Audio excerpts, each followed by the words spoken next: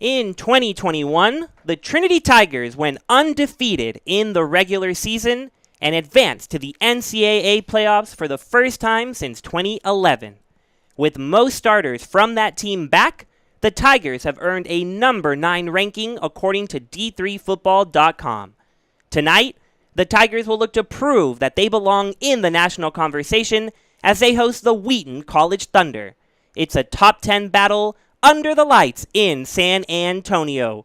I'm Brian Yanselson, and I'm joined by Luke Terry. Luke, we've been waiting a long time for this one. It's been quite a while since Trinity football has gotten to host a game of this magnitude here at home, and I know both of us are pumped for this matchup. Yeah, Brian. Well, I missed you on the broadcast last weekend when we opened here in that victory over Sul Ross State, but I think you're right. Since last season, when that schedule got announced, this was the game that we had circled right here at home under the lights, a 6 o'clock game against a storied program in a great conference. Wheaton playing the same as North Central, national runner-up last season. So this is a great test early in the year. We know that this is a Trinity team right here that's fired up, ready for that test, especially after the season they had last year. Absolutely. It was a magical run for the Tigers a year ago. We got to be here to witness it and call those games all year long on Tiger Network, and it's good to be back on the gridiron here. Volleyball took care of business last week at home with some big matchups, and now football gets the spotlight. Under the lights, the crowd is filling in. It is beautiful to see maroon and white filling the stands. There's a tailgate going on outside the stadium organized by Greek Life and the Student Programming Board. The energy is just incredible. You could really feel the buzz tonight, Luke. Yeah, and it was kind of that same feeling last week when this team came out, both teams did, got on the field, ready to play, get their seasons underway, and then a lightning delay. So they had to wait an extra 2 hours. And we talked in the pregame last week about how that impacts a coach's decision whether to kick it off or to receive it. I think maybe if things got going on time last week, you kick the ball off, you let your defense make a statement. But B.J. Stewart got the chance to return the opening kickoff, and he went a long, long way last week. So look to expect the same sort of speed out of him right here as he gets the opportunity again. We are officially underway with the kickoff, and there is the return man. He's going to let it go. Stewart will not have the same electrifying start, but the Tigers will get good field position to see what they can get going against the Wheaton College Thunder. Number 18 coming here from Wheaton, Illinois. You mentioned they are a storied program. They have won 12 CCIW championships. That is the College Conference of Illinois and Wisconsin. Same amount of NCAA playoff appearances for the Thunder. And they had one last year, bouncing out in the second round, a heartbreaking finish. So they are starting their season today. They did not have a game last week like Trinity. Tucker Horn ready to take the first snap. He hands it off to Justin Carmouche, goes to his left, finds some room, and he's going to get a first down on the first carry of the evening. Justin Carmouche picks up where he left off, but might come back. Yeah, flag on the play on that far side of the field where Carmouche was headed around that left side. Imagine this one as the offensive line already headed backwards, was a holding on that side. Maybe a slight block in the back on number 3, Cole Monego right there, who gets the start in place of an injured Tiger. So interesting to see the call. Either way, the Tigers going to be behind the chains to start the day right here. It's going to be a first and about 15 or so, maybe a little bit longer. So really important in a game of this caliber to stay with the chains, stay ahead of them, not to have any of these negative plays, whether it be a run for a loss or penalties that put you in a really tough position. Even if it's a first down right here with 3 opportunities, as Tucker Horn goes with that one down the right sideline. That's Carter Self, who has a big play to get it all back as he's tackled and thrown out of bounds. But that's a nice 40-yard pickup for the Tigers right there. They make up that penalty yardage in a hurry. Tucker Horn going down the sideline. Caleb Crawford beating his man and giving the Tigers their first shot at Wheaton territory. So Tucker Horn wasting no time showing his arm after the run got called back. 1st and 10 from the Wheaton 41. Horn is joined by Carmouche in the backfield, 3 at the top of your screen, and Ryan Merrifield at the bottom of your screen. The Tigers' leading receiver from last week. Horn goes to his left, little screen, and making something happen there is BJ Stewart. About 5 yards on that little bubble screen. Yeah, Brian, and what we saw last week against Sul Ross State was a team that came in here, a Lobos group that was completely different. Not sure what to expect on paper, on film. So much turnover. They had somewhat 80 freshmen that came in, almost 15 transfers, and a lot of the transfers were in those skill rooms. Something that we forecasted they were going to have to do was get the ball in their skill players' hands early on, even if it was behind the sticks. That's exactly what the Tigers did right there with BJ Stewart, and it was successful. Here goes Legend Grigsby on the carry. He breaks through the middle and gets enough yardage for a first down. Already the 2 Tiger running backs, Legend Grigsby and Justin Carmouche, with solid runs up the middle. Yeah, and a big part of that one right there, Baylor Jordan, that tight end, kind of that Y back who was lined up at sniffer, got a good block on a defensive lineman, moved to that second level, and it was just enough for Grigsby to be able to pick up that first down, and the Tigers now operating at the Wheaton 27-yard line. Horn in the shotgun again, Grigsby with him, looking to his right, and he finds an open Monego with some room to run. And then a little slip up there near the 22, Cole Monego getting the start today, and now a Wheaton defender down as well. We'll see on this replay who exactly that was. That was number 13 coming from that safety spot, Lawson Hagler. And it looked at first as if he was grasping that outside knee. So the training staff quickly out on the field, tending to the downed Thunder player. We'll take a break on Tiger Network as they tend to the injured Thunder player and be right back.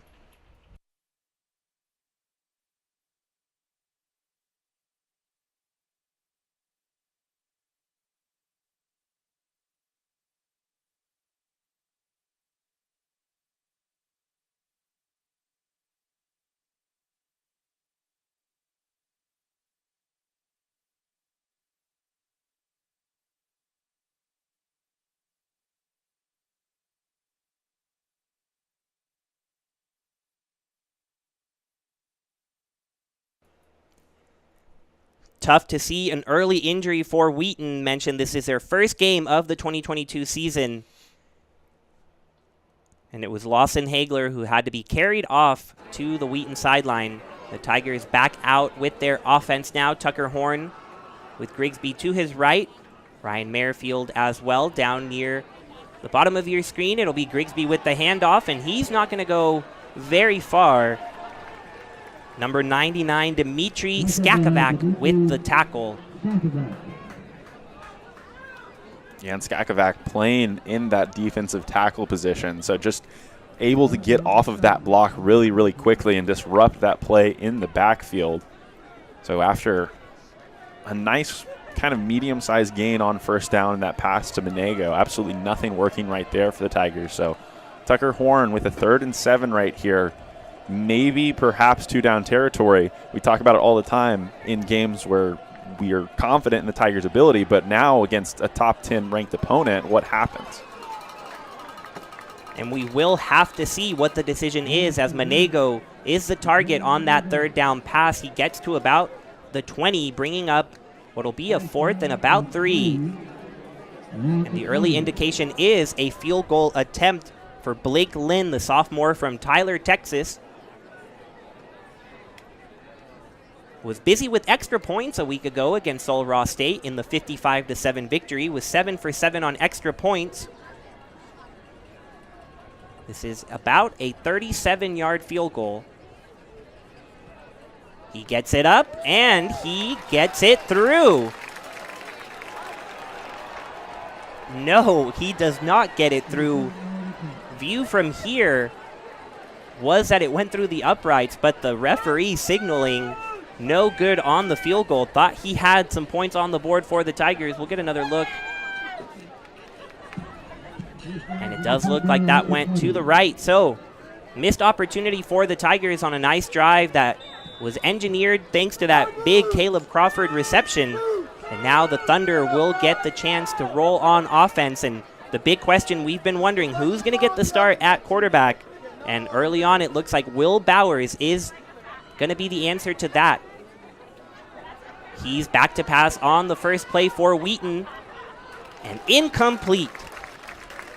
Intended for Matthew Tucker, the senior receiver from Fort Worth, Texas. Will Bowers getting the start. The transfer from Liberty University, the Division I university, a graduate of South Lake Carroll High School in the Dallas area. So a bit of a homecoming for him, getting to play in his home state and getting the start, handing it off, and Michael Jewett among the Tigers there to stop the running back, Giovanni Weeks. Short gain on second and 10, make it 3rd and 9 for Wheaton. Yeah, and that was Michael Jewett on the backside, eventually wrapping up Weeks, but it was that left side of that defensive line for Trinity that just created a roadblock right there. That's number 0 for the Tigers, Mac Douglas, who was in there kind of just breaking things up. No open running lanes for Weeks, who comes into this one as a second-team preseason All-American. So expect to see a lot of work for him as Jewett jumps, and the flag going to be thrown. That one down the left sideline, targeting Trey King, but that one will be incomplete over the head of the receiver.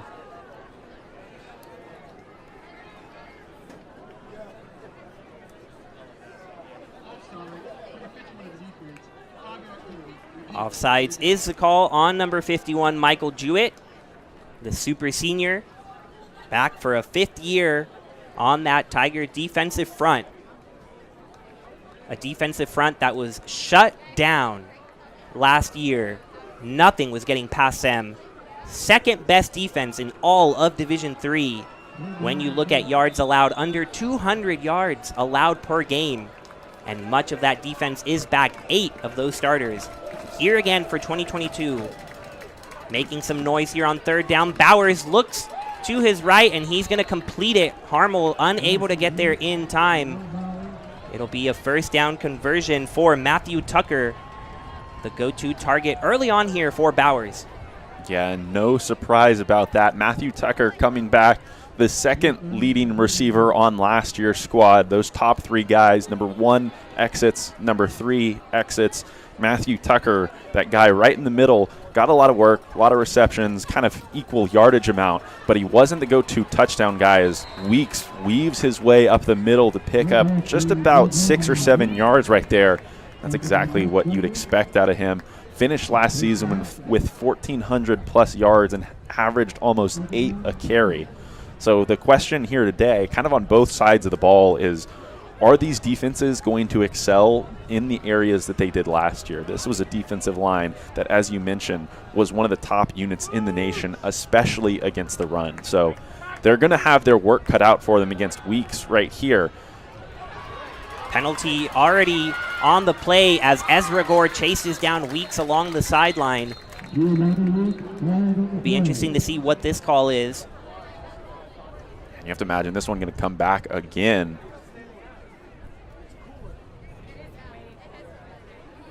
We have a referee at the near side of the field. It's going to be a hands to the face, but this one going against Trinity. Is that personal foul going to help out the Thunder right there, give them another 10 to 15 yards? They'll take that in place of that little run by Weeks to the left side.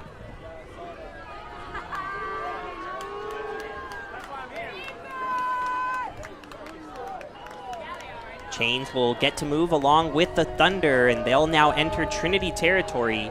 A couple of penalties going against Trinity early on, both offensively and defensively. And now Bowers will be in the shotgun with Weeks to his right.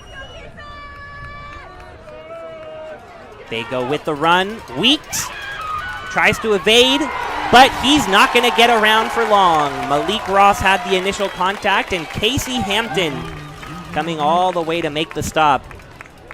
Yeah, and that's a great play from that field safety position. Number 3, Casey Hampton right there filling just incredibly well. You saw number 30, Ezra Gore, coming off the edge. It's something that this defense will bring pretty frequently, and he's disrupted already a couple of times, forces Weeks to jump outside, but Weeks is a big physical back coming in here, about 6 foot, 200+ pounds, so it's going to take a lot of team tackling to bring him down, but the Tigers, in between the tackles, have started off really well. I think it's going to be about rallying to the football when he breaks it to the outside. They do another nice job on the run play to force a 3rd and long, 3rd and 11, coming from the Trinity 44. And it'll be the first time we really get to see how Will Bowers will respond to what could be some pressure from the Tiger defense. You see 3 along the front, 3 linebackers behind them. Will they send some pressure? Trinity rushes just 3. Bowers back to pass, escapes pressure. Here comes Douglas. And Bowers gets around a gun run and will get a first down and much more. He had a great rush right there, just a bull rush as Trinity brought 3, and you're going to see right there in the middle, number 95 who busts through there. For Trinity, that's going to be a reserve on the depth chart. That's a second stringer right there. Wheaton now in prime position, red zone opportunity from the 13. Fake to Weeks, goes to the middle, not gonna get complete there. Great defense, Casey Hampton shoving it away from Tucker. Second down coming up for the Thunder. Yeah, and that last play, it was actually Jacob Munoz, the starting nose guard for the Tigers, who was able to get home. We mentioned the question today for Wheaton was going to be about that quarterback battle. Was it going to be Jeremiah Tucker or Will Bowers? And I think Tucker was going to be the more versatile, more mobile option. But Bowers on that play right there did just enough to evade the rush and picked up a nice chunk. But as you mentioned right there, Casey Hampton a couple of times showing his versatility with that nice play as he stopped the run, filled that gap, and then over the middle, really nice in pass coverage as well. Pre-snap penalty for the Thunder here. A false start will push them just a little bit back. 2nd and 15 now from the 18. We've talked about Casey Hampton making a couple of big plays already. Someone that Coach Urban highlighted to us in our preseason meeting, saying he's taking over the play calling responsibilities there in the safety position, and he's showing up to work early, getting it done so far. Weeks with the handoff will not escape that initial pressure. Great job there by Caleb Harmel, breaking through and sealing the deal. 3rd and long coming up for Wheaton. But again, Weeks hit in the backfield by a couple of Tigers and is able to stay up. It was Caleb Harmel who eventually brought him down, but from that linebacker position, took him a little bit of time to get that penetration. Important that we see this trend continue all game long. It's going to take team tackling. That's what Giovanni Weeks is establishing right now here on this first drive of the game. 3rd and 17, Trinity showing some pressure. They rushed 3 on the last 3rd down. They send some more here. Bowers finds some room again. Harmel and Jewett. It's Jewett who brings Bowers down eventually, and Bowers will be a few yards short of the first down. But again, Bowers just making his way through the middle of that Tiger pressure. Yeah, and that one, we see Caleb Harmel with a good beat on Bowers, but Bowers just able to outrun him. That field umpire kind of in the middle of everything right there as this offense is going to stay out there. It's going to be interesting to continue and see how this one progresses. Are the Tigers going to have to scout and shadow Bowers all game long? I don't think that's something they would have had to expect, right? If you're going to go with Bowers, you're going with the guy that I think you're going to see slinging a lot more. But obviously he's shown what he can do with his legs. That one doesn't look like they got it oftentimes. That flag came out, but that far field umpire signaling a timeout to Wheaton. So we'll be interesting to see if they come back out with the offense again or if they're going to send out the kicker and take the 3 points. Not much motion there either to get a draw on the offsides if that's what they were trying to do. It'll be a 4th and 4. And they showed as if they wanted to go with the conversion attempt. But a good job by the Trinity defense, standing strong, not biting on anything, and we'll see after this timeout what Wheaton decides to do. It's really hard to tell how this game is going to go because both teams have such prolific offenses and defenses, so you wonder what's going to happen. Will it be a battle of the defenses, or will the offenses come through? And what will you look to get? Wheaton early on will say, let's take the 3 points. Trinity made the similar decision. Let's see if they can convert. Jack Ryken coming on to kick. Wheaton's had a kicker battle in preseason. And it's Ryken who gets the first shot, and it's off the upright. No good. And that's just a huge stand for this Tiger defense right there. Wheaton put together what was a really, really solid drive. It gets hurt early on by that personal foul, hands to the face penalty on the defensive line. And then Bowers with a couple of nice scrambles. It's just a thorn in your side. You do everything right on those plays. The defense in the secondary holds up in coverage. The line gets there, collapses the pocket, but he just had a couple of holes to escape from. So the fact that Wheaton's leaving the field now with 0 points on the board, and this game is still tied, is a great sign, and I think it's just going to be indicative of the game we have on our hands here tonight, Brian. It's almost like we're just starting now. Both teams missing field goals. Now's the real game. Tucker Horn back out there for the Tiger offense. He takes the snap, hands it off to Carmouche. And Carmouche pushes forward for a couple of yards on first down. Yeah, and again, pretty decent penetration from that defensive line, but Carmouche with a nice move in the backfield. Gets a set in his feet, pushes off to that other side, and takes it for a couple yards on the left.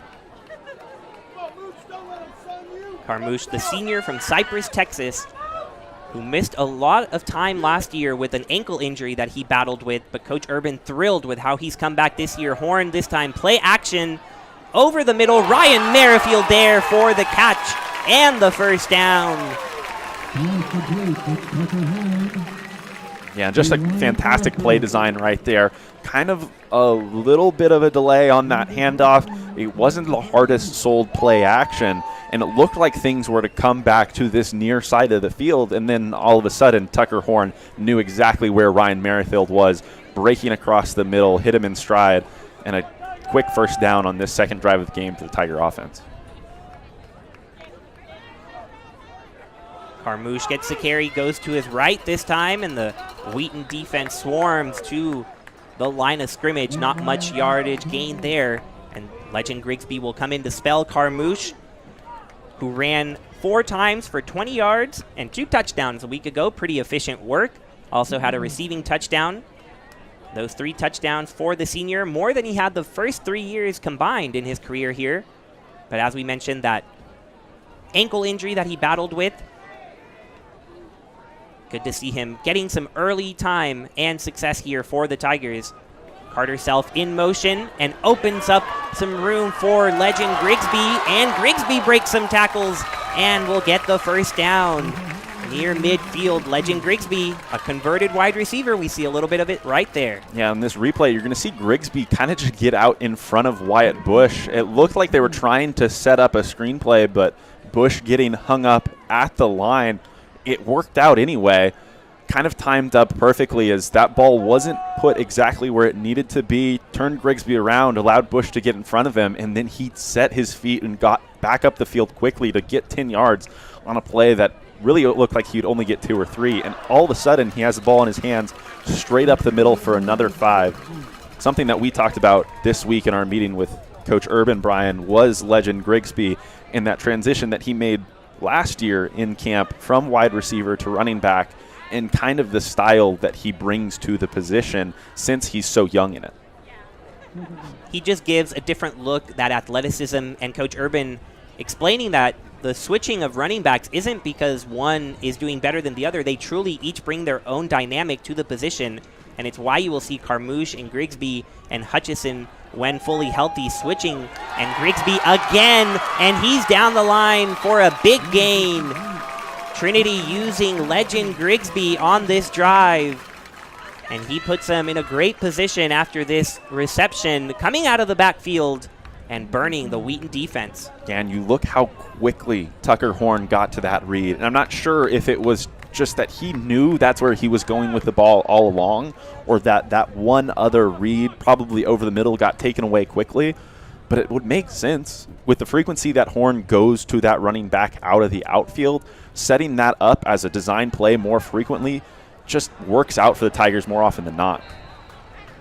That play not going to work out as desired for the Tigers. Caleb Kuhn, the senior from Knoxville, Tennessee, gets in the backfield and sacks Tucker Horn. He then comes off the field. And Tucker Horn looking to his sideline to see what the call will be. It is Carmouche joining him in the backfield. Caleb Crawford and Cole Monego up top. Ryan Merrifield one-on-one down below. Now Crawford goes into motion. Horn directing traffic. 2nd and 11. It'll be a handoff to Carmouche, and Carmouche has some room to work with. He gets to the 20 and a nice gain of 7 to make it 3rd and manageable.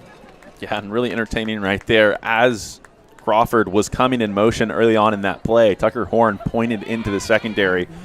After we see that one as a run play, you got to imagine Tucker Horn just said, go block him. And it worked out. Tigers pick up nice 6 yards right there, maybe 7 even, and make this a very manageable 3rd down. But again, this is 2-down territory for the Tigers more often than not. In the first drive of the game, they went for the field goal. They missed it wide to the right. So it'll be interesting to see. If they don't get it here, do you go for it on 4th down, or will that even need to happen? It will not need to happen. Touchdown, Tigers. B.J. Stewart is left wide open in the end zone. And the Tigers strike first here in San Antonio. Yeah, and the Tigers just overload that left side of the field with trips, and B.J. Stewart is not someone that you can afford to leave unattended right there. I think that's just a lapse in coverage. He turns around fully and kind of just waltzes into the end zone backwards as that ball hit him in the chest. Blake Lynn on for the extra point. This time it's good. Confetti goes off in front of us here in the press box. And what a way to start this game and end the first quarter. As time expired, as Horn completed this pass, you get a great look at it on the replay here. And just absolutely wide open, the closest man there, number 5, Virgil Cannon, who came in for the injured Hagler. So perhaps that playing a part in his misread of that play. Yeah, and I think if you're Wheaton coming into this game, they didn't play last week, Brian. You have an ample amount of time to prep for this game. And if there's one thing I'm sure that coaching staff was talking about after watching the film from last week, it was B.J. Stewart's speed. Right? You saw it in the return game. He had a couple of receptions, a big one on 4th down for a conversion last week. If you're talking to your defensive backs in regards to how to defend them in the pass game, you just can't be beat. So right there, you see the safety bite on that first move to the inside on what looked to be a post. Turned out to be a double move, and Stewart just broke back to the outside. His speed is so quick. He can change direction and get back to full speed so quickly that there's just no catching him if you're going to bite on that first move. It's a Wheaton defense that was staunch a year ago, ranking in the top 20 of most categories that you look at. But this is a Wheaton defense that is pretty new. 10 starters from a year ago no longer with the club. And we were interested to see how that would play out in their season opener here in San Antonio. And Trinity, after missing a field goal on their first drive, able to come through 4-7 thanks to Tucker Horn and B.J. Stewart. And now the defense getting sent back out there. And I think one of the big things you got to circle right here, number 94, Amir Mustafa, making his way out there. It's going to bring a lot more size to the middle, that interior defensive line. He's in what looks like for Jacob Munoz, who stands in there kind of at a much stouter 5'8", 9, 5'10", much leaner, muscular, but Amir Mustafa in there, a big guy who's just going to clog things up in the middle, and that's exactly what happens on that first play of this drive. Weeks is not finding much room to work with. That defensive front doing their job, getting some early push. Got to talk to Michael Jewett earlier this week, and he said that was going to be the key for the defensive front. Just get that push and trust that your linebackers and defensive backs will be there to do their respective jobs. And so far, it has been a good sign for the Tiger defense, stopping this All-American running back, Giovanni Weeks. Play action to him, Bowers to his left, and he's going to be brought down. Michael Jewett with the sack, a penalty flag thrown at the same time as that contact, so we'll have to see. Thinking this one's probably going to be a holding right there. Kind of in the middle, number 78 had Harris Good strung up around the neck. That's exactly what the referee is going to call, but Trinity's going to go ahead and decline that one, as this is going to turn into a third and really long, as Wheaton's going to have it right around their own 20-yard line. So it'll be about a 3rd and 15, and we've already seen a couple plays get extended and Bowers be able to pick up big chunks of yardage with his legs. So the Tigers are going to load that defensive line, as you see 5 up there, maybe even 6 up there right now, and Caleb Harmel a little deeper than normal, maybe just to shout at the quarterback. Short little pass. Tucker, room in front, but Caleb Harmel brings him down in front of the marker. Just short. But that's what the Tigers needed. We'll see Wheaton in their own territory. Yeah, and I think you can see a replay of this one. Early on, you're going to see Caleb Harmel bouncing on his heels. I think exactly what he was doing was shadowing Bowers. So incredibly impressive that he was able to get on his horse and catch Tucker, as he was already moving at full speed across the field on that crossing route. So to track him down in front of that line to gain, really huge stop for the Tiger defense, and now they're going to have good field possession more than likely with B.J. Stewart back to return. The punt from Spees. Caught. And not taken very far, as Stewart taken down at the 30. But a great stop by the Tiger defense after their offense gets points on the board to come right back and shut down the Thunder. Yeah, 3 and out is exactly what you need to build momentum as a football team. You get points on the board, you come back out, you make a huge statement, not just with a 3 and out, but getting to the quarterback for the first time. There was a couple of times where you put pressure on him and he was able to get up and escape.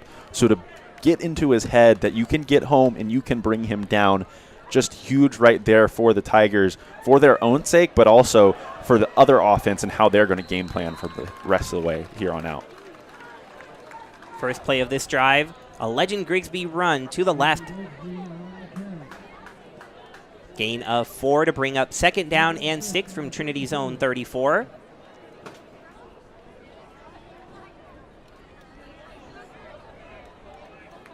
Carmouche in there now. Ryan Merrifield, B.J. Stewart, Caleb Crawford, and Cole Manego, the 4 receivers. Horn pointing something out to his offense. 10 seconds left on the play clock. Something we saw from the Tigers was to overload one side of the field and then use the short sides, almost what they did right there. But Tucker Horn just demonstrating great field awareness again, staying behind the line of scrimmage as he gets out of the pocket, extending the play, but getting the ball into someone's hands who's a little bit faster than him. Ryan Merrifield right there doing a great job of getting into his quarterback's line of sight. He goes for another 15 right there, and the Tigers are into Wheaton territory. And we see that so often from Tucker Horn, not the greatest runner, but he gets out of the pocket and he's able to make the plays when he needs to. And that time didn't need to run for a whole lot, but just escaping enough and finding the open man in Manego.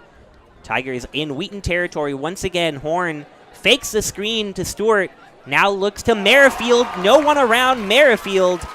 He's going to be at the 25 with yet another 1st down for the Tigers. Yeah, and Merrifield just picking apart this Wheaton secondary right now. Ryan Merrifield is probably the best route runner on this Trinity offense. He just finds these little holes in the defense and he sits in them and he waits for Tucker Horn to find him. That's why he has as many receptions as he does in his career here at Trinity. Led the team in receptions a year ago. Had 113 yards last week. And Ryan Merrifield, the senior from Austin, Texas, making a statement early this season, especially tonight. The super senior wide receiver, Austin Burtness, not playing, sitting out with a groin injury that he sustained in last week's game against Sol Ross. And so all eyes on Merrifield, and he is capitalizing early. Even with more attention, the Thunder can't seem to find him. 2nd down and 7 coming from the 23. And they're going to go press coverage there on the bottom, but he's one-on-one, so great spot to go to him right here. If he can win on the outside, we've seen Tucker Horn put something underneath the ball, and that's exactly where he's going to go, and it's a completion inside the 10-yard line. That one going to go down right around the 7 or the Wheaton 6-yard line. You read it perfectly, Luke. Man-on-man coverage. Ryan Merrifield all by himself, and he wins that battle, and he'll win it most of the time. Not many people who will defend him. That time it was Max Wilson, the sophomore from Wheaton, Illinois, who had just no shot. And we'll see if the Thunder send some help there. Looks like they are positioning someone on top of him, Steven Watson, the safety. But the Tigers have a 1st and goal from the 7. Crawford coming into motion at the top of your screen. Handoff to Grigsby. He shuffles around, gets some yardage down to the 2. And a nice run right there from Grigsby to just weave his way down to the 2-yard line. This has been a war up front in between the tackles, but Legend Grigsby has fared really, really well in terms of picking up 4 or 5 yards per carry when he's run between the tackles. He's been even better when he's gotten outside, but the thing in the first 2 weeks of the season, to me, Brian, that stood out the most has been Tucker Horn in his ball placement. We saw him drop one in there early on to Carter Self, but also the ball placement, the back shoulder throws have maybe been even better. Grigsby gets the ball again. There's a lot of bodies there near the goal line. Referee saying just short at about the half-yard line. Legend Grigsby, 5'11", 170, standing tall at the running back position. He'll get it again. This time, though, he's going to be brought back from behind. Caleb Kuhn coming around the edge. And Trinity showing no signs of sending the kicking team out there. You're going to see on the replay right here, though, it's a couple of times, not on that one. That's just really, really good speed off that left edge for Wheaton. But on that previous play, Trinity went to that left side of the line, but they had a couple of tight ends lined up over there. They're going to go personnel change here. B.J. Stewart in that near slot. Could see him go in motion. It's going to be the other side of the field. Horn going to his right, tipped at the line, and the Thunder get a big-time stop. The crowd rose to its feet here in San Antonio. But Wheaton not letting more points on the board. So a couple of plays from just a few yards out. Legend Grigsby unable to get in there on the previous run, and then a tipped pass at the line.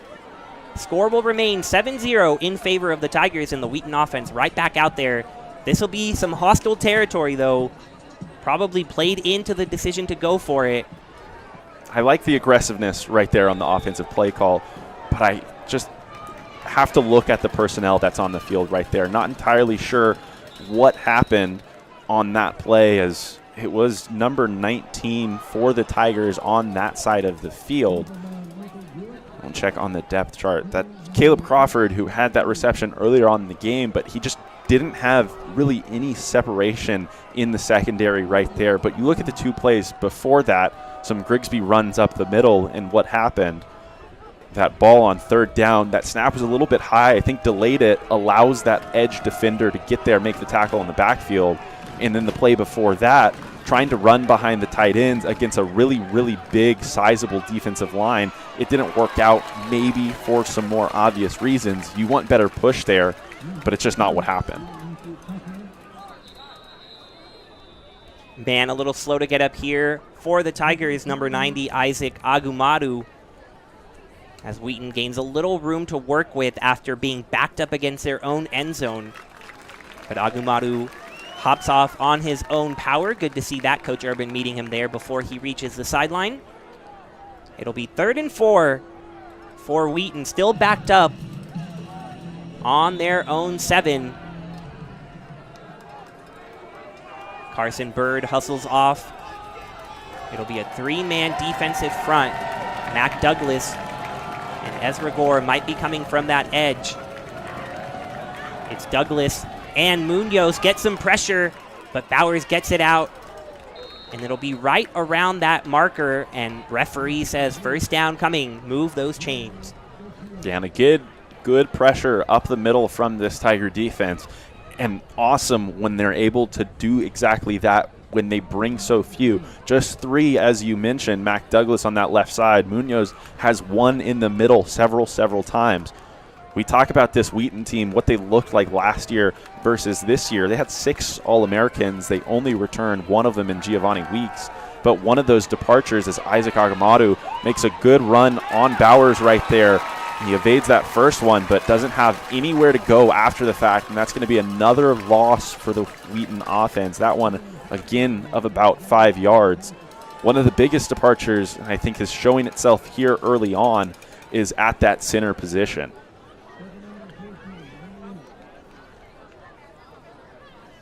Absolutely, the Thunder without their All-American center. One of the many positions that they are definitely missing from a year ago, that deep playoff run that ended in heartbreak. A brand new team pretty much for these number 8 Thunder. Play clock running well down, but gets off the pass and a completion to Weeks coming out of the backfield and acting as a receiver.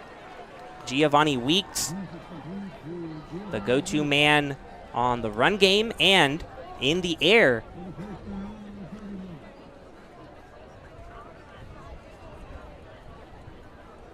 Yeah, and that one floated in the air just a bit. And it was Jarrett Phillips who was trailing the receiver right there. On that near side, looked like Trey King was trying to come over to make a play on that football, but all of them kind of got there at an awkward timing, and he didn't lay a hit on the receiver. Might have had the opportunity to pop that football out, but Bowers quickly back at it, swings that one to Tucker on the outside, and he'll spin for about 14 yards to the Wheaton 45, so that'll be another first down for the Thunder here.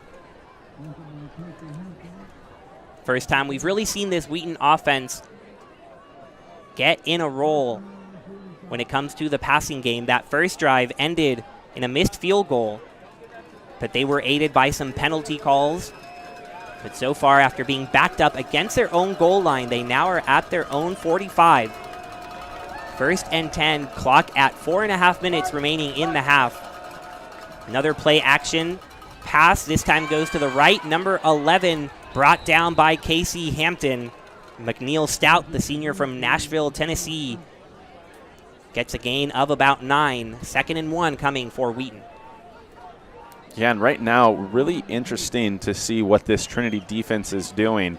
That time had those same 3 down linemen. Mac Douglas out there still on the field. You'll see him on the near side of the screen. Right now, he was walked down that previous play a little bit further back with Caleb Harmel, the Trinity linebackers. That snap is dropped, so Mac Douglas immediately in the backfield to wrap Bowers up and drop him for about a 4-yard loss. So what looked to be a second and great position for this Thunder offense now turns into a 3rd and medium, 3rd and long, right around the midfield mark. We've seen Bowers mostly in the shotgun, slinging the ball around, that time going under center, and it costs them. Crowd making some noise. 3rd and 6 from the Wheaton 49. Again, Harmel about 8 yards deep, but Jewett coming off that left edge. That one to Giovanni Weeks out of the backfield. And Ezra Gore right there to greet Weeks. And it'll be 4th down. Great stand for this Trinity defense to force a 4th and 5, and Bowers takes his Wheaton offense to the sideline. Despite the positive yardage to start this drive, Trinity's defense once again holding firm and forcing a punt. Evan Spees, not the man the Thunder want to see, but BJ Stewart will look to make some noise here on this punt, standing at about his own 10.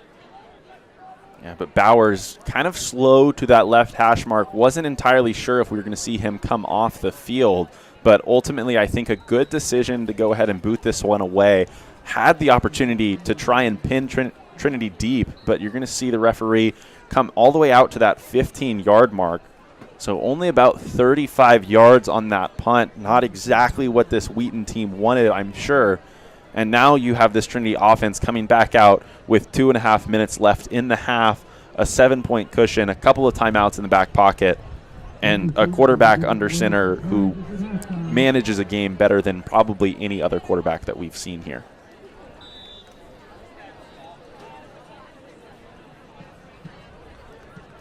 Tucker Horn right to action. Not a lot of breaks here in D3 football.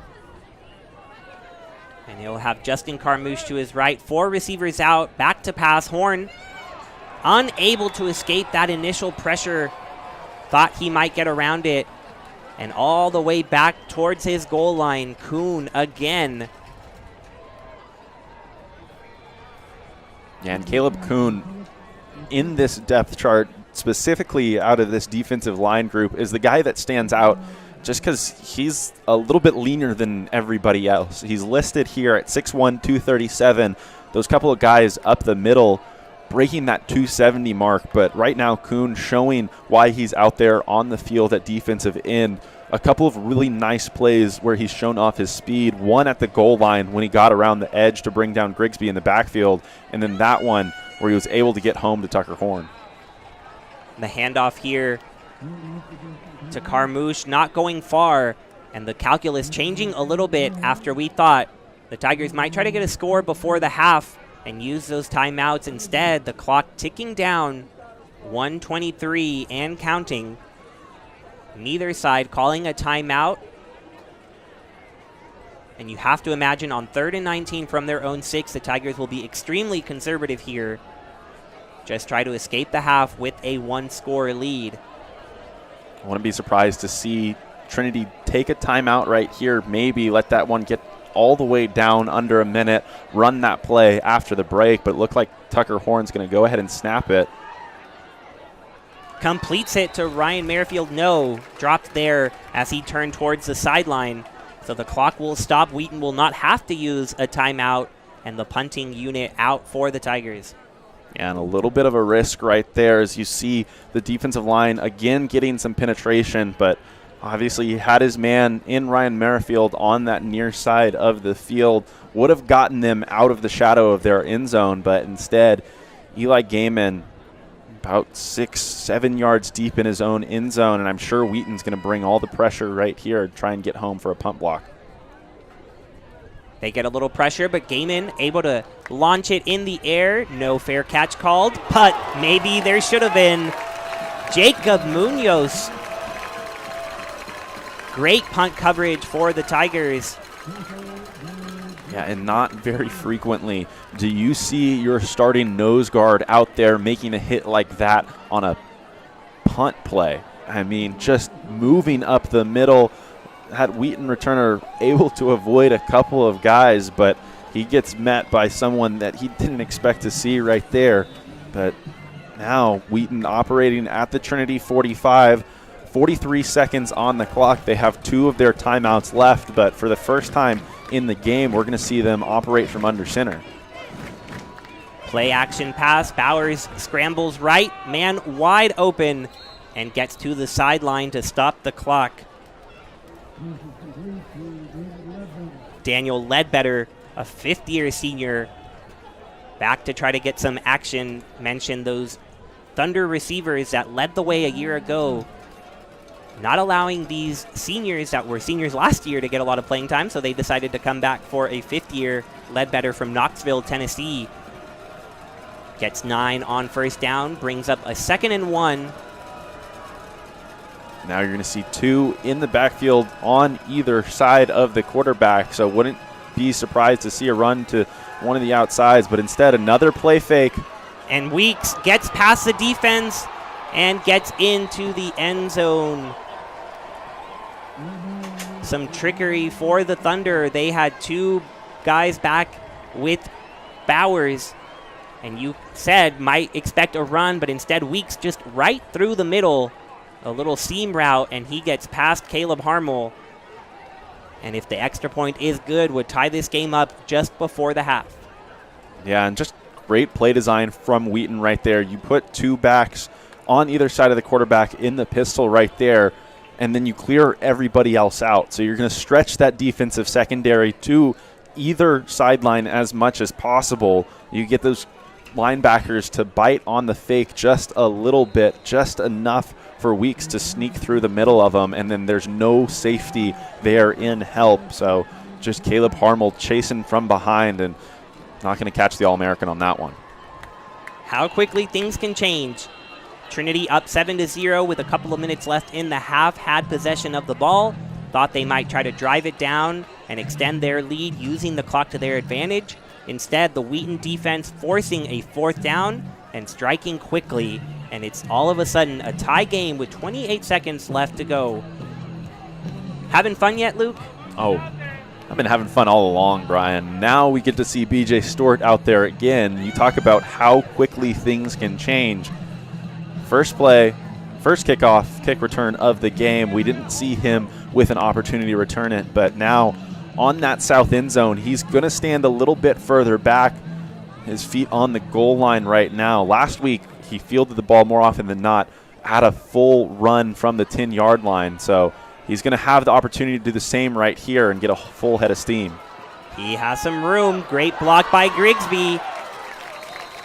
And Stewart gets it out to about the 36. 22 seconds on the clock. 3 timeouts in the pockets of the Tigers. So those 3 timeouts, the key for the offense right here, allows you to operate with your full playbook. And what that really means is it operates kind of attacking the zone that we've seen from Wheaton all day here today. Ryan Merrifield's been the one who's capitalized on it the most. He's found the pockets in this secondary and kind of just sat down in them. They can afford to throw the ball right here to him, but BJ Stewart also going to get some action. And Stewart gets the screen. Room in front to run. BJ Stewart making an impact in all facets of the game. After the great kick return, puts the Tigers in a spot to maybe add some points. 13 seconds left on the clock. And a great job by this offensive line getting out and blocking for the wide receiver. Clock stops, and here come the Tigers. And something we talked about early on, get the ball in your playmaker's hands. He's a home run hitter. And that's exactly what we saw right there. All of a sudden, the Tigers, as you mentioned, with the opportunity to just simply put some points on the board right here. He's in the slot again, and he has the opportunity to go a long, long way. Manego had an opening, pass just above his reach. 9 seconds left.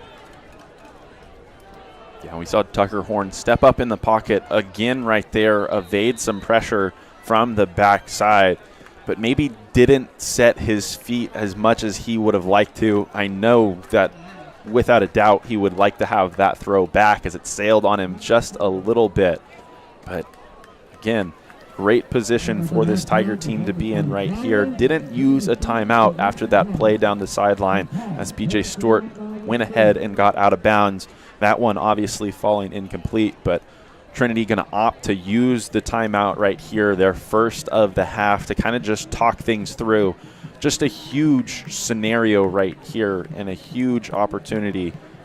But you have to be great in the little areas of the game, recognizing that you have 9 seconds left on the board. If you catch and you run and you don't get into the end zone, there's a good chance that the clock runs out. So if you get a big chunk play right here and you have a first down, might be the better move to go down, stop the clock, take another timeout. But I'm sure that's some of the things being talked about in the huddle right there. The Tigers will have it at their 37 of Wheaton.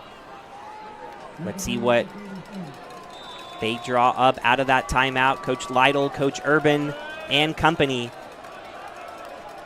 Ryan Merrifield at the bottom of your screen. Looks to be one-on-one coverage. Crawford going into motion at the top. You've also got Stewart and Manego. Horn, plenty of time. Merrifield, And that's going to sail over Merrifield and go for the interception. Not something we see very often here at Trinity, but the interception brought in by Sam Bell, the senior from White Bear Lake, Minnesota. And with 3 seconds on the board, won't do much except prevent Trinity points before the half. Yeah, a wise decision right there from Wheaton defensively to just put that outfielder about 30 yards deep, just trying to take away that home run ball. It's exactly what they did right there. So the offense going to trot back onto the field. Certainly wouldn't be surprised to see Giovanni Weeks have one shot at it. It's an All-American and has the opportunity to hit some home runs, but just trying to avoid anything out of the ordinary right there. Instead, it'll just take the knee and take things into the halftime. We expected a tight one here in San Antonio, and we have exactly what we wanted. 7-7, Trinity and Wheaton headed to the half. Number 8 against number 9. We knew there was not going to be much separation between these two teams, and a late touchdown from Wheaton gets it even, headed to the locker room. So 20 minutes will go on the board for halftime. Take a break, take a breath, get some food, and come right back to Tiger Network, where we're going to have an electric second half of football.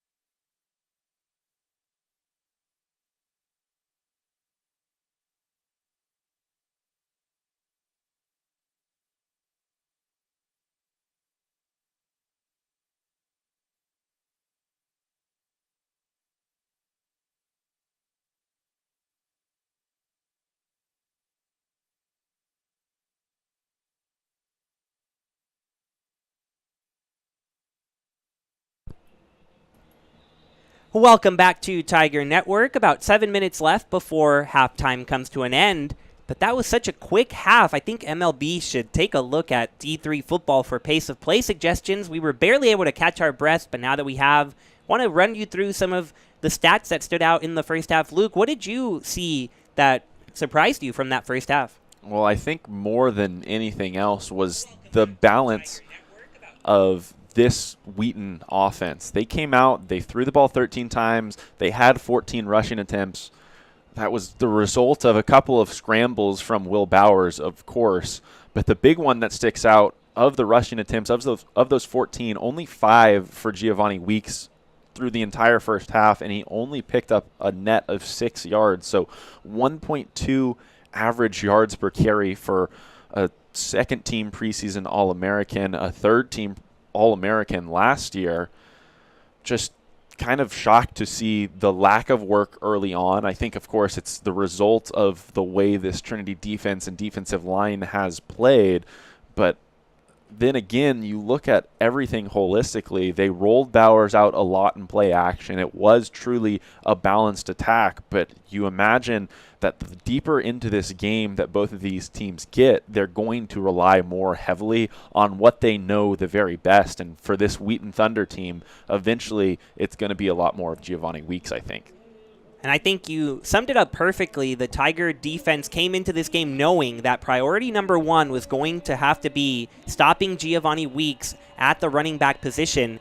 They responded well early. They met the challenge. But then Wheaton, to their credit, said, okay, you're going to stop him running. We're going to get him the ball in some capacity. And that's where we've seen those 3 receptions for 60 yards and a touchdown.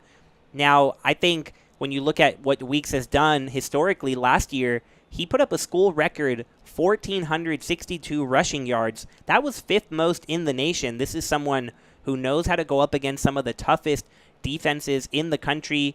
The College Conference of Illinois and Wisconsin, featuring North Central, featuring some of the competitors that are at the end of the year every year. And so he knows what a tough defense is, but nothing quite like this Tiger defense, who again, other than that little slip up at the end of the half, have shown what they are all about. Yeah, I think you're absolutely right about that. And you talk about that little slip up, and it's just minute little details of the game that make such a huge difference.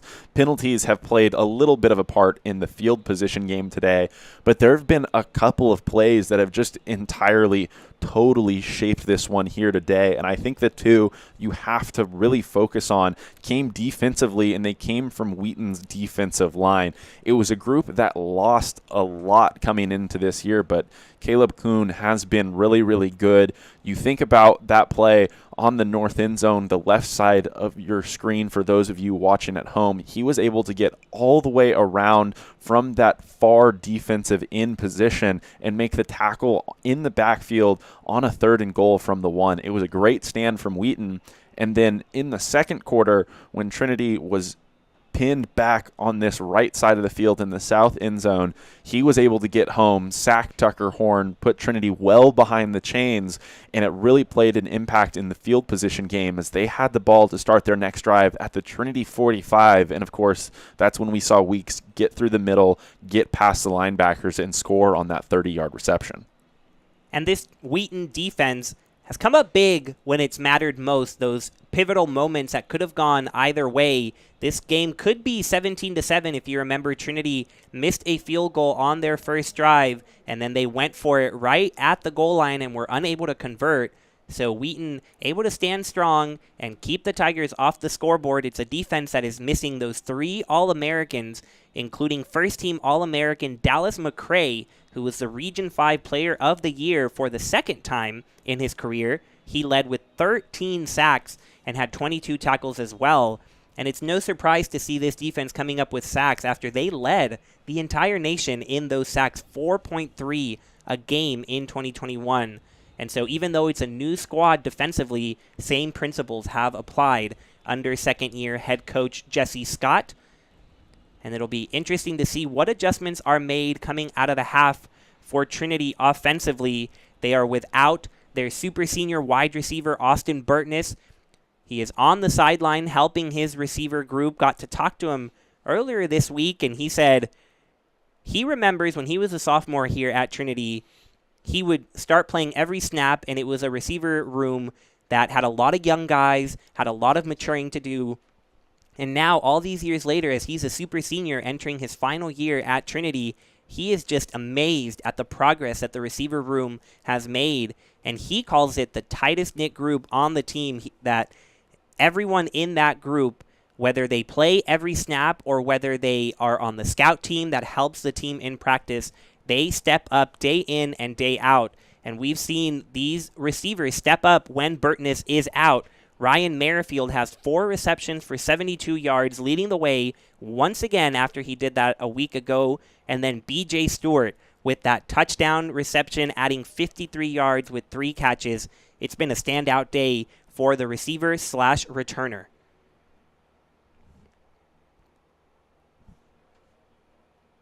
Yeah, but it's going to be a little while till we see him back out on the field.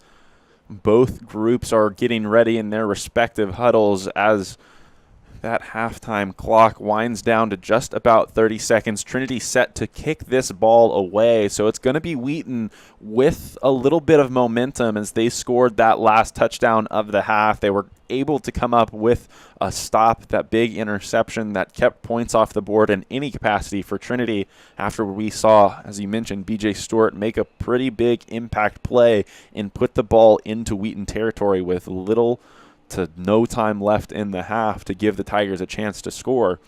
So it's going to be the job of this defense, and it's been the anchor of this team over the past 2 years. It started here. It's been a huge aspect of the offense's success, specifically in that field position game that we've talked a little bit about. Tigers haven't had the greatest field position, at least not what they're used to more often than not, but it's certainly been good enough, and I think it's exactly what the Tigers and this defense has to continue to do. Just give the ball back to the offense, let Tucker Horn operate, and I think you're going to have success. Buckle up, folks. It's time for the second half. Blake Lynn ready to get things going, and he blasts this one off towards Wheaton. They're going to return it right near the goal line, and the Tigers' special team coverage prevents it from going past the 30-yard line, which is where the Thunder will start their offensive possession.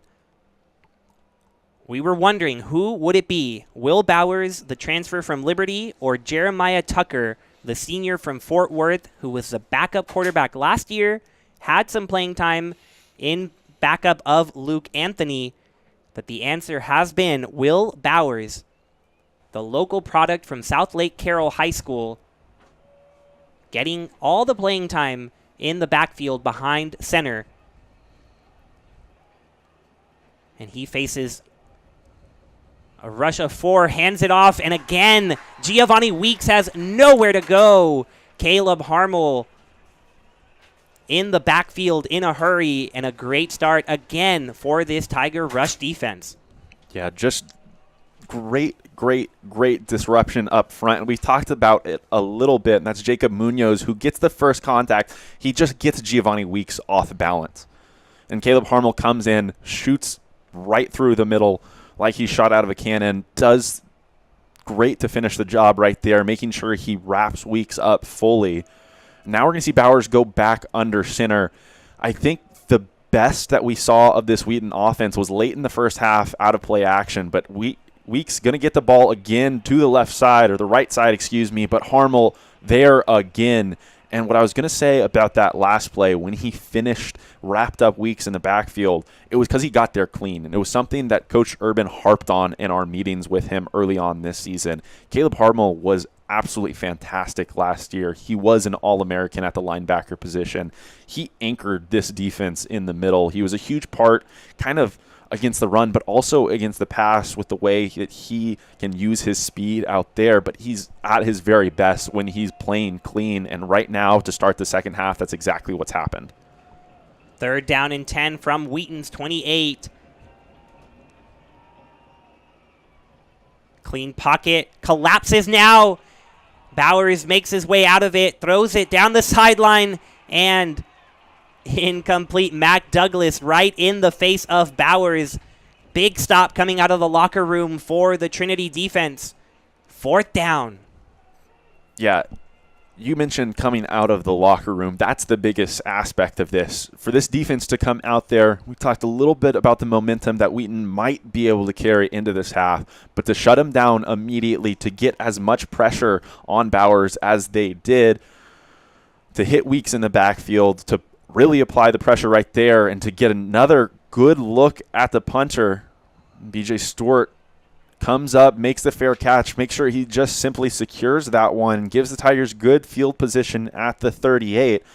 It looked like that was BJ Rainey applying the pressure on the kick and maybe forced it to go a little bit short, forced the punter to get that one off a little bit quickly. And it was Harmel again on the quarterback pressure. He leaped up in the air and got that tip. And now look at this in the backfield behind Tucker Horn. Number 25, Winston Hutchison, the Tigers' leading rusher from 2021. We did not see him in the first half. We know he's been battling an injury, but great to see Hutchison in there. And he gets the first carry, and he gets some room to work with. Hutchison gets about 6 on his first carry of the evening. Welcome to the game, Winston. Yeah, Brian, you mentioned we didn't see him in the first half. We knew pregame that he was out there with his pads on. We expected to see him go, but based on what Coach Urban talked to us about this week, I wasn't that surprised that we didn't see him used in the first half, as he was talked about being used mainly in kind of situational football. But to see him out there to start this drive, the first one of the second half, says a lot. Horn uses his legs and uses them well, slides safely onto the 40-yard line. That's going to be a run and a first down if he were over there on the baseball field. Maybe taking some tips from Ezra Gore, the linebacker and outfielder here at Trinity. First down, Tigers. They look energized after that stop from their defense and are on the Wheaton 41. Hutchison in the backfield, over 600 rushing yards a year ago, 6 touchdowns, leading the way for Trinity.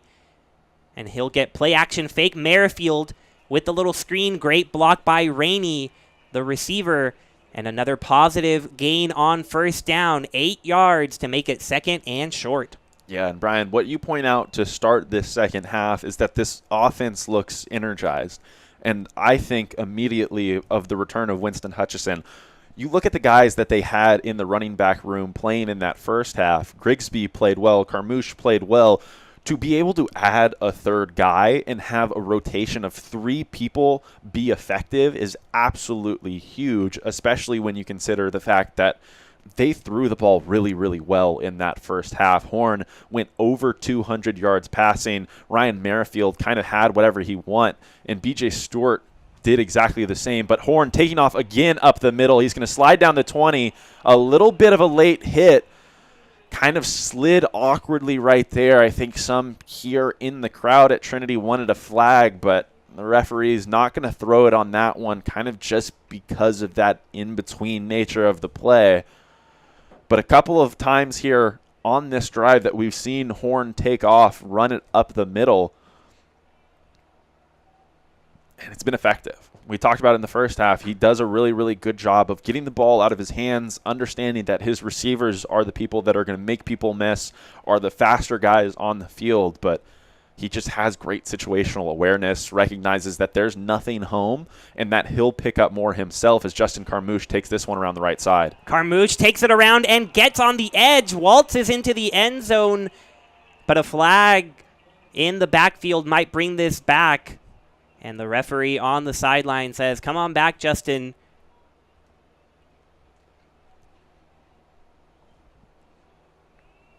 Holding is the call on this Tiger offense.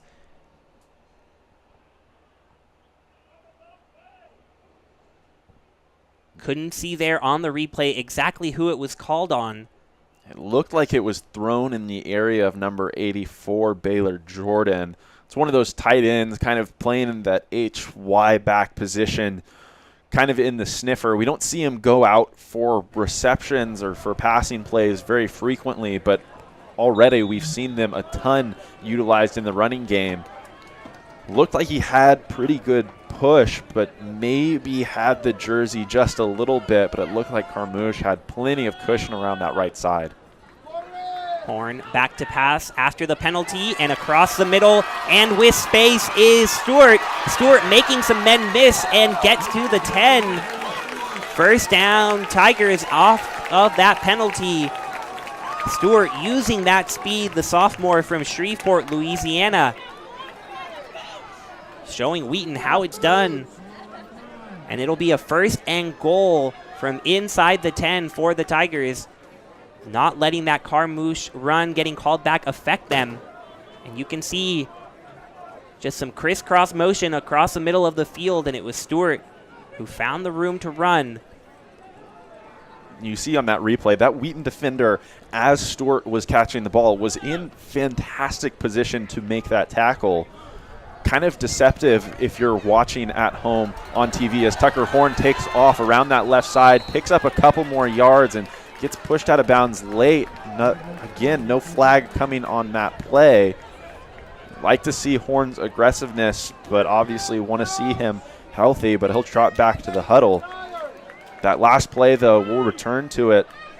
BJ Stewart just showing and demonstrating how quickly he can get to his top speed as he ran away from that defender, as I mentioned, was in perfect position to make the tackle. But Tucker Horn, this offense responding after you mentioned that holding call. Right now, second and goal from the 4-yard line. He'll put Carter Self at the top of the screen in motion. Pass batted down at the line. We saw that earlier today. Just getting those hands up. Braden Anthony, the senior from right there in Wheaton, Illinois.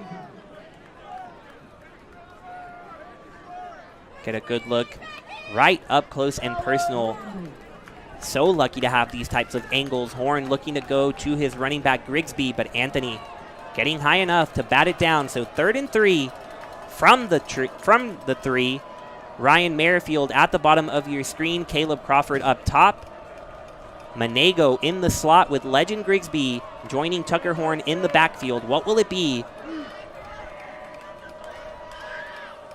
Horn looking right. Pumps, has some time. Crawford being defended well. Horn just throws it up towards the direction of Manego, and it'll fall incomplete. Horn taking a tumble after that. Lots of contact on that play. You see at the top of your screen on this replay, it's Caleb Crawford there trying to get free, but Riley Schwartz not letting him get separation. Just great job in the end zone from that Wheaton secondary. As you mentioned, not letting any of those receivers get any separation, which is especially difficult to do on scramble plays like that. Blake Lynn's field goal attempt is good. 10-7 the score for Trinity. Blake Lynn makes his second field goal attempt of the day after missing the first, and it's a 10-7 lead for Trinity.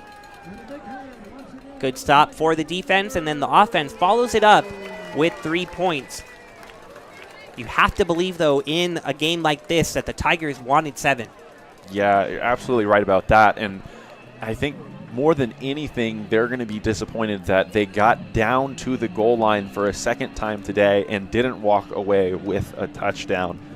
I think you're going to circle that second play right there where Tucker Horn was looking to get it to his running back, and Braden Anthony made the great play, jumping up high, as we saw in that replay, down on field level. Kind of looked like he anticipated that one with as high as he jumped on that vertical. I think that's probably something that that defensive coaching staff is talking about across the field, Brian. We know, and we've already seen here today, that Tucker Horn likes to dump it off to his running backs. So if you can coach your defensive ends up to be expecting that, to get your hands up on throws like that, especially when the ball's coming out quickly, it's going to cause some issues, especially down there on the goal line, where this defense and this defensive line was able to step up once and stop the running game between the tackles.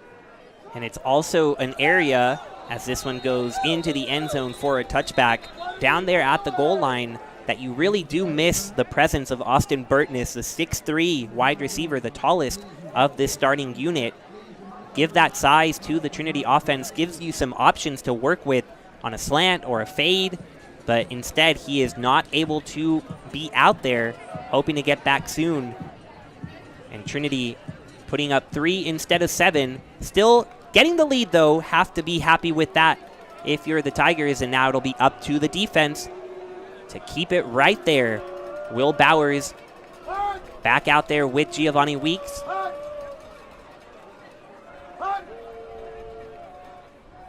First snap, a play action pass to the sideline, and a nice catch there made. Going to the sideline is Gautier. First we've said his name, the senior from Sebastian, Florida. And something we expected to see a lot of today, considering how powerful Weeks is behind there as the running back. We expected to see the play action coming from Wheaton and utilizing it there to get some yardage on first down, make it 2nd and 5 from the Wheaton 30. And a nice chunk play for a quick 5 yards on first down. Puts them in a really manageable situation as Bowers is hit on that one, and they're going to say the receiver was able to haul it in just across the 35-yard line. It'll be enough for a first down. Maybe for the second drive of this second half, just trying to establish a little bit of a rhythm after they came out of the locker room and went 3 and out. They've had some success, some limited success on offense, but they haven't really been able to string things together consistently here today. We look at what they did in the first half. It was that big chunk play, the 30-yarder to Giovanni Weeks, that ultimately got him onto the board. So here, Bowers getting the ball out much, much quicker, not allowing this defense and this defensive line to get the same push that they had in the first half, and maybe going to force this secondary to play a little bit tighter on these receivers.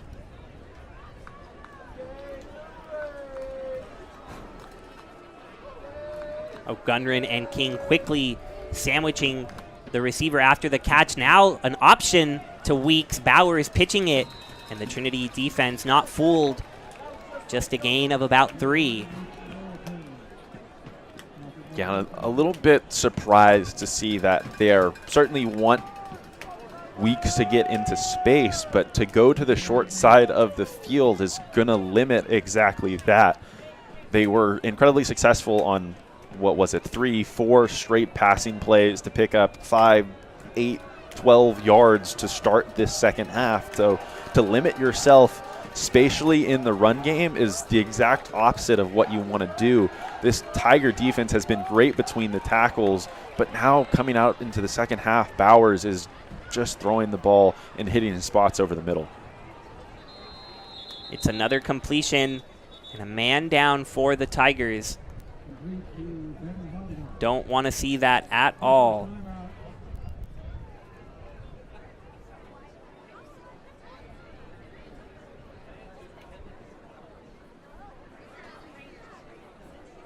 Number 8, Trey King, being tended to here on the field. We'll take a quick break on Tiger Network and be right back.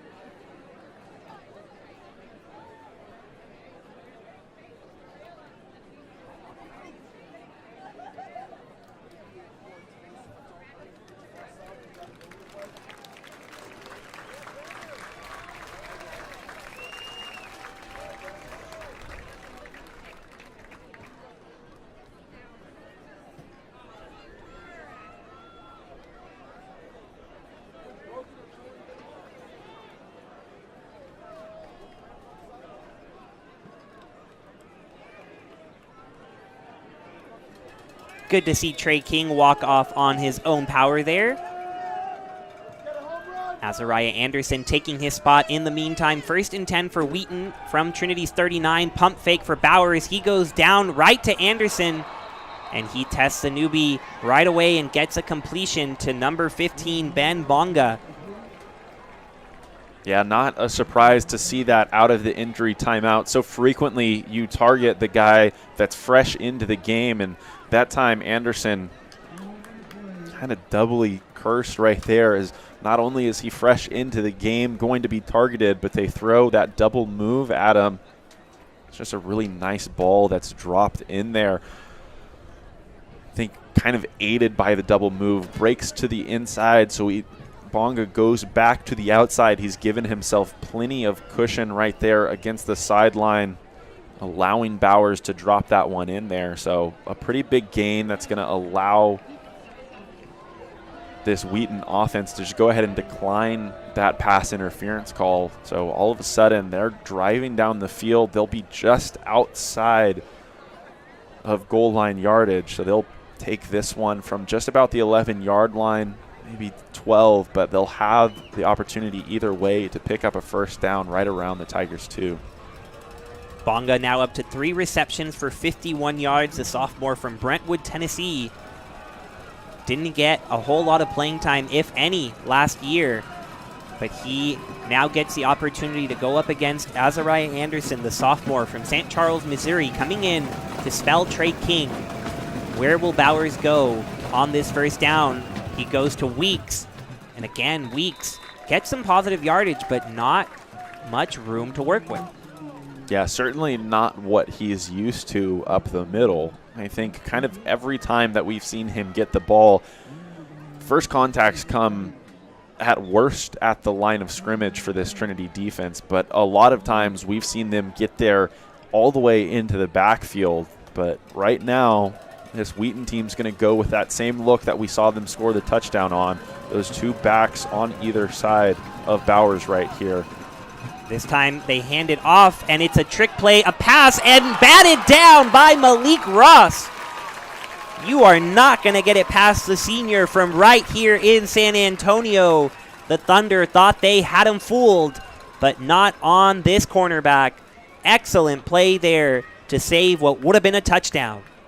Yeah, just a great read in that same formation as I just mentioned.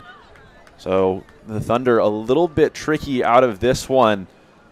We see this time Weeks operating as that lead back, coming out, operating as if he's going to block. But I think all that happened on that one was that Wheaton called that play in too short of a space. Weeks had Malik Ross beat on that side of the field. He was behind him, but he was also about 4 yards away from the back of the end zone. So Wheaton really deep in their own or into the Tiger territory now, but ultimately it hurt them and turns into a 3rd and kind of long. But again, having an opportunity here to pick up the first down is a good thing. It's just, do you go for it on 4th? Do you take the points to try and tie this one up at 10? We have a lot of football left to play in this one, but things, as you mentioned, Brian, are moving quickly as we're just under 6 minutes here in the 3rd quarter. And Malik Ross with that excellent play there. I don't think we give these corners and safeties enough love on Tiger Network, because sometimes it goes unnoticed. The teams just don't try it. But especially on the cornerbacks, Malik Ross and Trey King, it is just impossible to get things past them. In the playoff loss against the University of Mary Hardin Baylor last year, those receivers were significantly taller than the cornerbacks of Trinity, and Ross and King had none of it. They did not allow those Crusaders to get a single inch on them all game. The Crusaders had to rely on their run game and some critical plays at the end of the game, but they did not get past these cornerbacks. And again, Ross, you look at the roster, 5'8" there as a cornerback, and you had Weeks 6 feet, so 4 inches on the cornerback, but Ross just showing his athleticism and forcing this 3rd down out of the timeout. Bowers fakes it to Weeks, and he's going to lose the football. Mac Douglas picks it up, and that's a fumble recovered for the Tigers. Will Bauer says hello to this Trinity defensive line. Yeah, Brian, and what we talked about at the beginning of this drive was the fact that Wheaton made the decision, they made the switch to getting the ball out of his hands quickly. This time, they don't. They go back to that play action, trying to roll him out to the right, and it gives that Trinity defensive line plenty of time to get home, and ultimately it costs them as they come away with the strip sack. And at the end of that play, you have to note Mac Douglas with the heads-up play of diving on the football, making sure he secures it instead of trying to rumble and tumble and kick that ball down the field. Better to come away with it, give it back to your offense here at the 15, but such a huge swing of momentum right there. Legend Grigsby takes the first play off of that turnover rush of a couple of yards, but who else but Michael Jewett, the fifth-year super senior, forcing that fumble, getting to the quarterback Bowers, and then Mac Douglas wrapping it up. Should note, Mac Douglas had a big-time fumble recovery return for a touchdown last year against Sewanee, and he had that thought. Couldn't quite get it all the way, but he had the important recovery. As the Tigers now going to gain an offside penalty. That's number 93, Braden Anthony, getting a little antsy, and a great reaction by John Hughes there, the left tackle. And things are starting to swing the way of the Tigers. Can they continue this momentum? Yeah, and you talk about great reaction. It occurs right here. Anthony, plenty of time to try and get back off or get back onside on the other side of the line of scrimmage, but Hughes, as you mentioned, doing a good job to react. That one going to be a penalty on the defense instead, and puts the Tigers in a good position here on a second and really short now, and maybe opens up the playbook a little bit. Tucker Horn's going to drop back. Speaking of open, Stewart, no one around him, and look at him weave through that defense. BJ Stewart having himself a game, completes that one and converts the first down. Horn facing some pressure, but didn't think much of it when he had the sophomore right there across the middle again. And this Wheaton defense struggling to keep up with the speed of the Tigers. Horn ready to go again, and he'll slow things down for a second. 15 left on the play clock. Yeah, and Trinity substituting on that play, so the referee stepping in there to the center, allowing Wheaton to substitute as well. It slowed things down. Trinity going to get the play call in there that they want, but here goes Tucker Horn again, able to just get away from the defensive lineman. And again, one of those kind of in-between slides where it's allowing this Wheaton Thunder defense to hit Tucker Horn, but something we certainly don't want to see is another Tiger down behind the line of scrimmage. But it looks like he'll be up quickly, maybe just a little bit of cramping back there, hard to tell.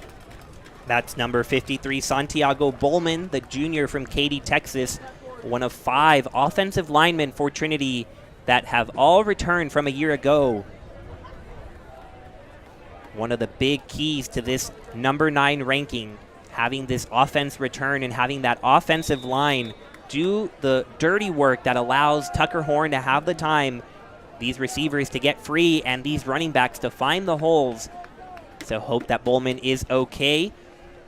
Hutchison in the backfield as the running back. He's going to get the carry from Horn, and he had a full steam ahead. He was ready to take off. Gets about 5, and the referee's going to say, move those chains. First down for the Tigers. Yeah, and Bowman going down at that right guard position, so no better way to break someone in than to run it right in the same exact spot. So Hutchison, as you mentioned, got that full head of steam running downhill trying to pick up the first down. So Trinity with a fresh set here at their own 44, operating really close to midfield. They're going to have 2 set out at the bottom of the screen. They're going to have 9 others inside the box right now. Play action. Caleb Crawford has to go to the ground. Incomplete. So an attempt at a quick little screen pass there to give Crawford the room to work. Will be a 2nd and 10. It's Brandon Michaels who came in for the injured Bowman. Number 54 there at the left guard position. Tucker Horn setting things up.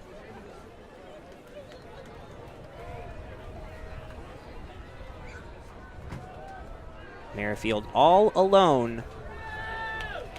Riley Schwartz shadowing him. This time, no outfielder playing safety in the middle of the field for Wheaton. So either way, the handoff going to go to Justin Carmouche, who tries to wiggle away, but ultimately going to be brought down in the backfield. So it's going to turn it into a 3rd and long here for the Tigers.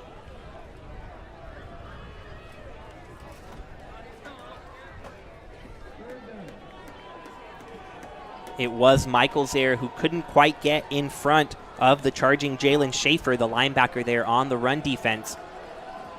So Wheaton going right at that new man. Trinity 3rd and 12 from their own 42. Horn again evaluating what he sees at the line, then taking a look at the sideline. Clock ticking down to 4. Snaps it, takes a look, takes a step up in the pocket, but he is met right there by a couple of Thunder defenders. Looked like 51 Philip Lacherco was one of the main culprits. Braden Anthony, 93 there, getting a piece of Horn as well. So Trinity will be forced to punt. Eli Gaiman back out there, all SAA second team. Could be a key play here. We talked about that field position battle. Could put Wheaton in a tough spot. A great punt hangs in the air, and look at the Trinity punt coverage go. Excellent job, Azariah Anderson, who came in for Trey King and was picked on over there at the cornerback position, making an impact on the punt coverage as well. Yeah, just too much speed on kind of all of these special teams units for Trinity. You know how intensely they can impact the game, and you see a little bit of a bobble right there from the returner for Wheaton. So I think more than anything have to be satisfied that you have possession of the football, especially considering how quickly the Tiger unit got there. Short pass, Malik Ross, and it'll be stopped quickly. Caleb Harmel.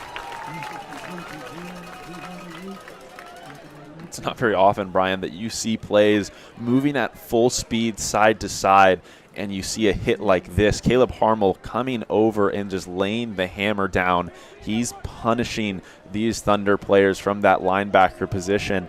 They got the ball into Weeks' hands again, tried to stretch the field, tried to stretch this defense, but this Trinity Tiger squad just showing the speed that it has kind of across the board. Michael Jewett going to try and get home again. Nearly got there. Bowers barely able to get rid of the ball and completes it. You see on the edge, Michael Jewett. But then the completion to Bonga. Again, he's been a go-to target of Bowers here in the second half. 3rd and short. Jewett can't stop the pitch to Weeks, and Weeks is going to pick up the first down.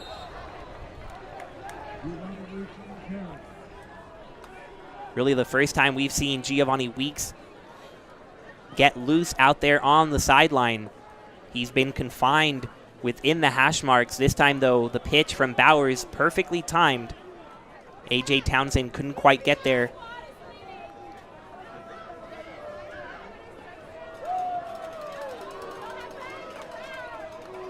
Yeah, it just didn't look like Wheaton had any receivers down on that side of the field, so no opportunity for a defensive back to shed a block and try and come up and make a stop. It was those linebackers who were really right in the middle of the field as Trinity just playing with Caleb Harmel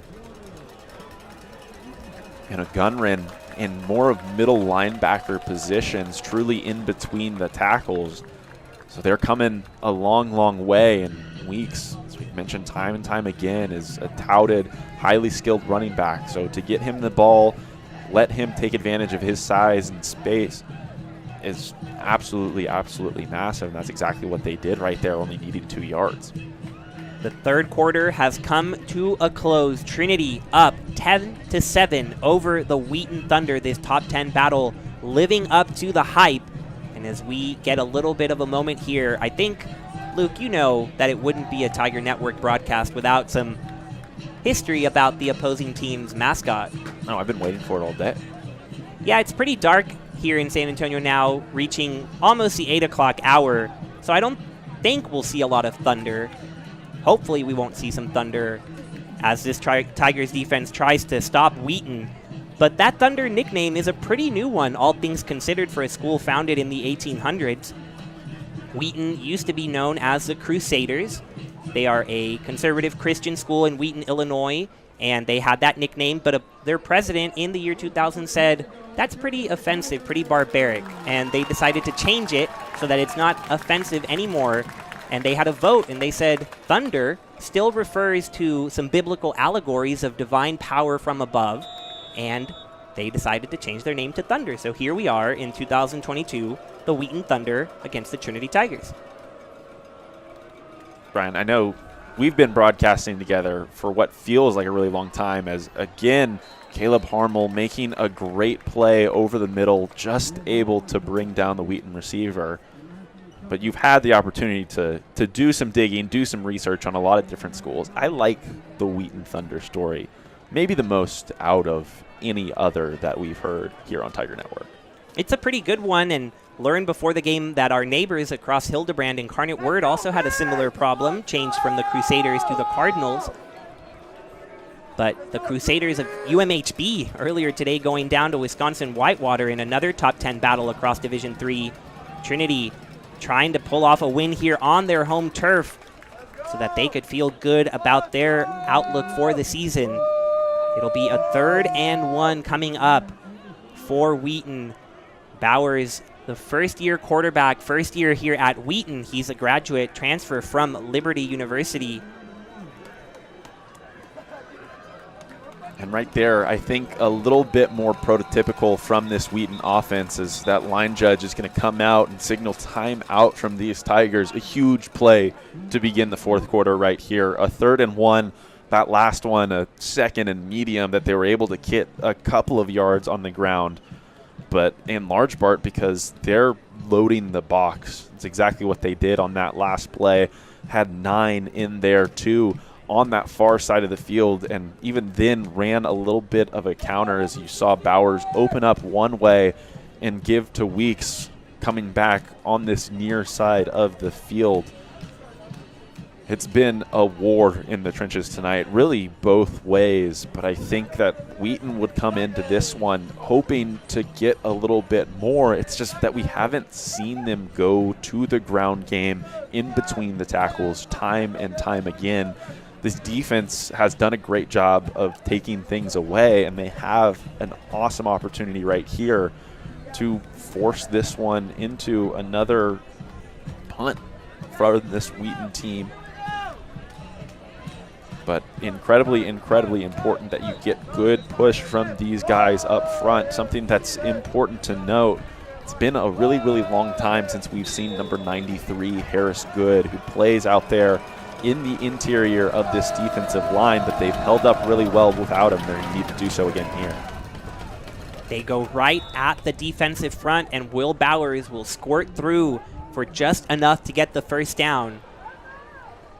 After the timeout called from Trinity's defense, Coach Paul Mahalik, the defensive coordinator, huddling up with his defense, preparing for that play, but it's Wheaton that gets the first down here at the start of the 4th quarter. They have the ball at their own 42-yard line, down by 3 here. 13 and a half minutes to go. Coach Mahalik's defense, 2nd in the nation a year ago in total yardage allowed, earning him Coach of the Year as an assistant. And here the defense forcing a fumble. Coach Urban says Trinity ball. There was a flag at the same time. And a false start for Wheaton might save the day for them, as instead of losing the football, they'll just lose 5 yards. Yeah, not sure exactly what happened right there. We talked about a new center for this offense this year, but that one didn't even look like it got back to Bowers in the pistol. So maybe hit his own leg under center right there on the snap. But as you mentioned, either way, you'll take that more than losing the ball in your own territory. 1st and 15, Bowers play action nothing doing, and that's a sack for Jacob Munoz in the backfield. The Trinity defensive backs not giving up any room to these receivers, and you can't give the front that much time. It ended up being the senior from Cedar Park bursting through and getting the sack. Yeah, and it's been pressure on the quarterback on Bowers when we've seen him in these straight dropbacks. Wheaton offensively has been at their best in this half when they've rolled him out in the play action, gotten him into space. But in between the tackles, Jacob Munoz has been an absolute nuisance going against this Wheaton offensive line. And there's Munoz again combining with Caleb Harmel, and this defense is fired up. It'll be 3rd and very long from Wheaton's 28. And you call that one right there, anticipating that defensive line's coming at you at full force and that you're trying to get a little bit of that yardage back, make it a 3rd and manageable. But Jacob Munoz has been probably the most impressive player of this entire game, in my opinion. The way that he's playing from that position, he's overwhelmed physically with his strength, but also the way that he's played in space, the way that he's used his speed has changed this one incredibly. Gunrin able to wrap up the man in open space. It was 3rd and 24, so he had a ways to go, and the Trinity defense makes yet another stand to bring out the punting formation. And as you mentioned, a nice play from O'Gunran. Earlier in this one, Weeks might not go down on that play. We saw him just illustrate great balance in between the tackles on runs. We saw them just avoid getting him hit in the backfield kind of earlier on in this one. They did a much better job of that, but now in between the tackles, he's gotten hit early, he's gotten hit often, and I think it's taking a toll on him a little bit, right? O'Gunran didn't have him wrapped up fully, and even then he went down on that one when otherwise he might have had a lot of space, a lot of open turf in front of him to run. So it's clear that this game, that war in the trenches we're talking about, is taking its toll. And we look at Trinity and the running backs that they have, the 3 guys that they have and can rotate between. That's now the final 10 minutes of the game when things are really going to be really impactful. Fair catch called there as he goes to the ground. BJ Stewart at the Trinity 35. I think it says a ton about these Trinity linebackers that they are able to stay with an All-American running back at this point in the game. O'Gunran doing his best, and he got it done. So now Tucker Horn and the Trinity offense, can they whittle this clock down? Can they pull off a victory? Still a long ways to go. But like you said, Luke, with these 3 running backs we've seen, if they get going, they could burn some clock. Wheaton with just 2 timeouts. They're going to send BJ Stewart at the top of the screen in motion again. Get him going early, but instead they'll drop it off to Justin Carmouche on that little screen pass, and he'll pick up a nice 4-yard gain to start this drive. Great misdirection, Stewart coming across with the crossing route and then sending the screen the other direction. Carmouche just creating some chaos there in the middle of the field. He does an excellent job avoiding that first tackler really right at the line of scrimmage. So the Tigers fortunate to pick up 4 right there, but just showing his elusiveness as the Tigers have a great opportunity again in a 2nd and medium to take a little bit of a shot. Crawford coming into motion, bottom of your screen. Ball handed off to Carmouche. Makes a great cut inside and will get the first down. Nifty cut there by the senior, and he'll move the chains for the Tigers. Yeah, and more than anything, just decisive running right there. I think Carmouche understood the down and distance. 2nd and 6 right there, was going to put his shoulder down and try and get that one just by using power instead of trying to stretch it around the outside. Again, we see Wheaton coming early, and again we see that little celebration from John Hughes, who does a nice job of reacting and making sure that that one's a penalty that's going to help out this offense. John Hughes is certainly having some fun, and why wouldn't you when you're a preseason All-American like he is? one of 5 Tigers who were named to that preseason All-American team by D3Football.com. And John Hughes projected to be on the 3rd team, showing how impactful he can be at that left tackle position. So important, and puts the Tigers here at a 1st and 5. Crawford in motion again. Horn hands it to Carmouche, and Carmouche isn't going to be brought down until he gets yet another 1st down. Justin Carmouche. This is exactly what we were talking about. The war in the trenches, kind of this test of attrition.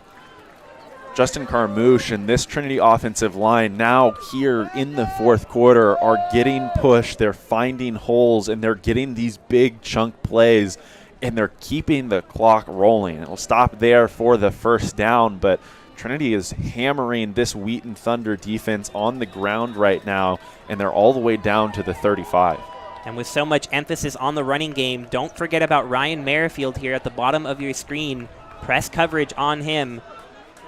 Tucker Horn, slow things down a little bit. Why not let the clock tick on down? Legend Grigsby in the game now after Carmouche had that last run. Carmouche up to 33 yards on 8 attempts. Horn now ready to go. And he does give it to Grigsby, and another great move by a Tiger running back will only result in a couple of yards, but Grigsby could have gone down in the backfield instead. A positive play to keep the ball going. 2nd and 8 coming from the Wheaton 34. Yeah, and you say positive play right there. Just the most important aspect of the game right now. Avoiding penalties, making sure that you're moving towards that end zone and not back towards your own. Worst case, you play the field position game right here. You're able to pin Wheaton deep. But obviously, this Tiger offense has much, much more in mind as they're going to try and find their way into the end zone. Play action. Horn. Dangerous pass is picked off in the middle of the field.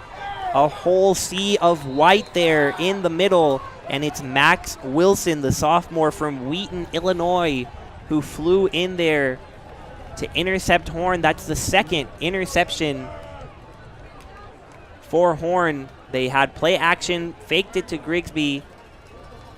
And looks maybe like he kind of just slipped when he was making that throw on that plant foot. It was hard to tell from the replay. The ball came out cleanly, is what it looked like. It was a spiral over the middle, but it was into pretty clear, pretty tight coverage from that Wheaton defense. There wasn't a receiver in that area necessarily, and it's surprising considering how good and how accurate Tucker Horn is on such a consistent basis. On the other end, Ben Bonga again gets loose on a little slant there, and a 1st down for Wheaton. Bowers getting it out of his hands quickly. 1st and 10 from the 31. Just north of 7 minutes to go here in San Antonio. Number 8 Wheaton trailing number 9 Trinity.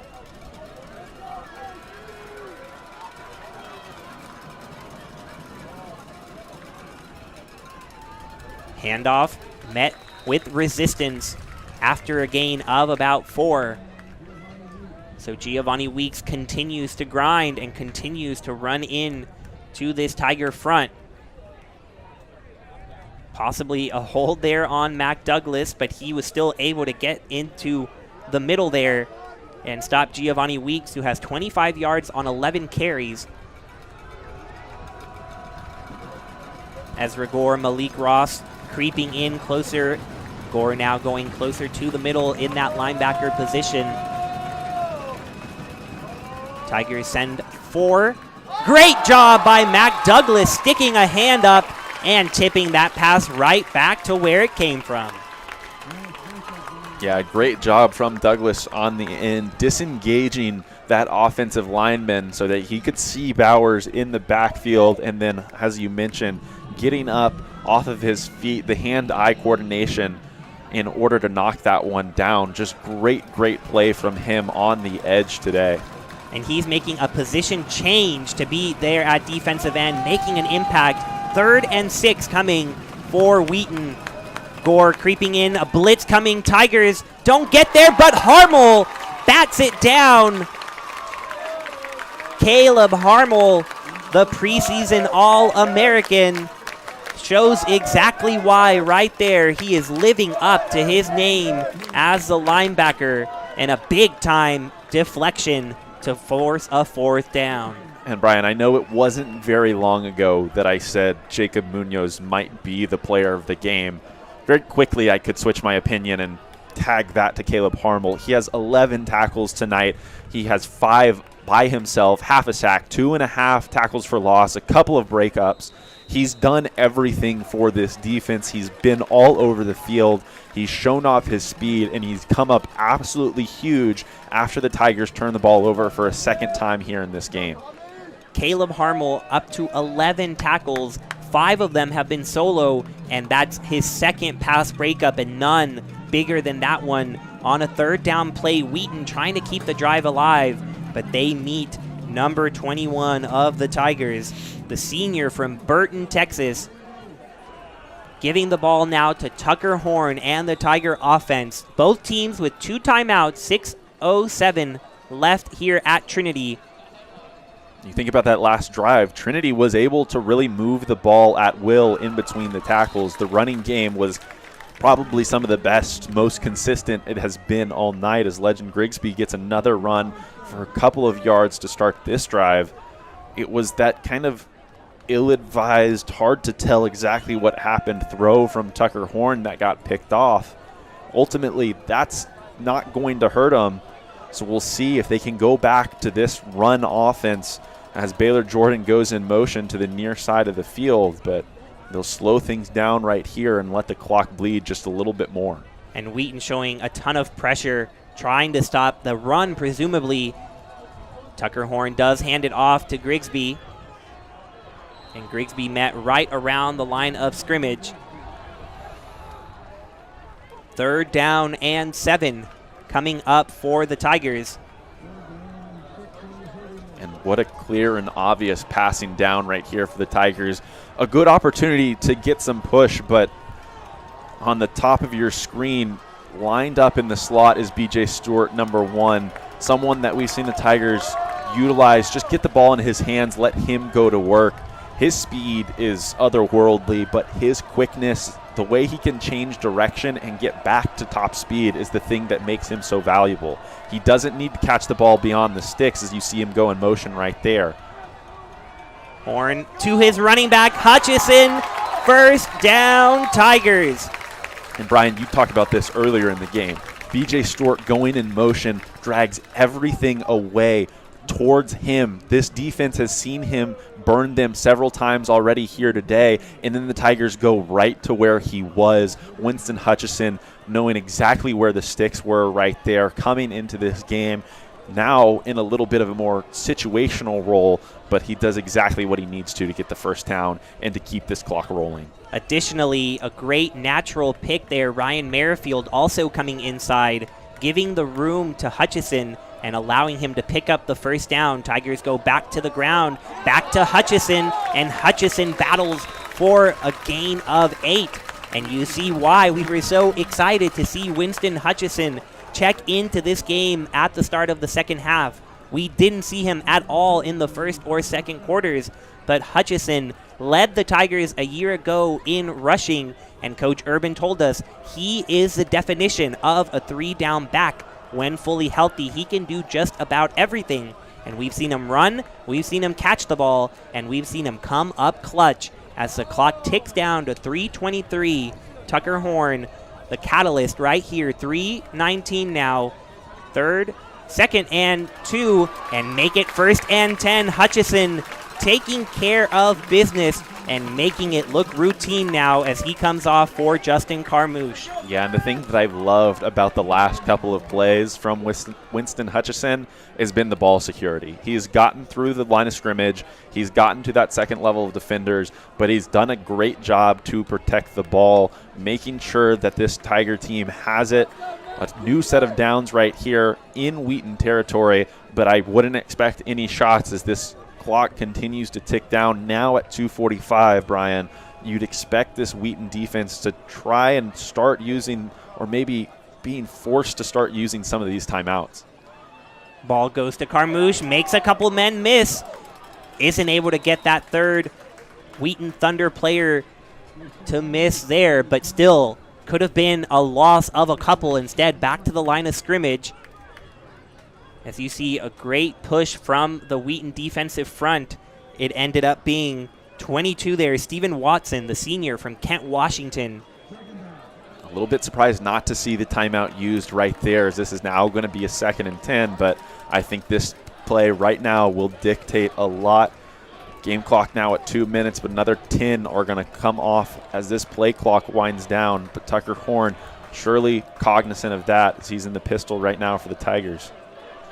Play clock down to double zeros. Horn gets it off just before then, or does he? Timeout called. And it'll come from Trinity, so Coach Urban wanting to make sure his team is ready and runs the correct play here. 1:46 to go on Tiger Network. Trinity 10, Wheaton 7, looking for a big-time victory at home. Luke, it all comes down to these final few minutes. Yeah, and a lot of things to consider. Ultimately fine that Trinity wasted timeout right there. It came as the play clock was hitting 0, so it doesn't make a difference.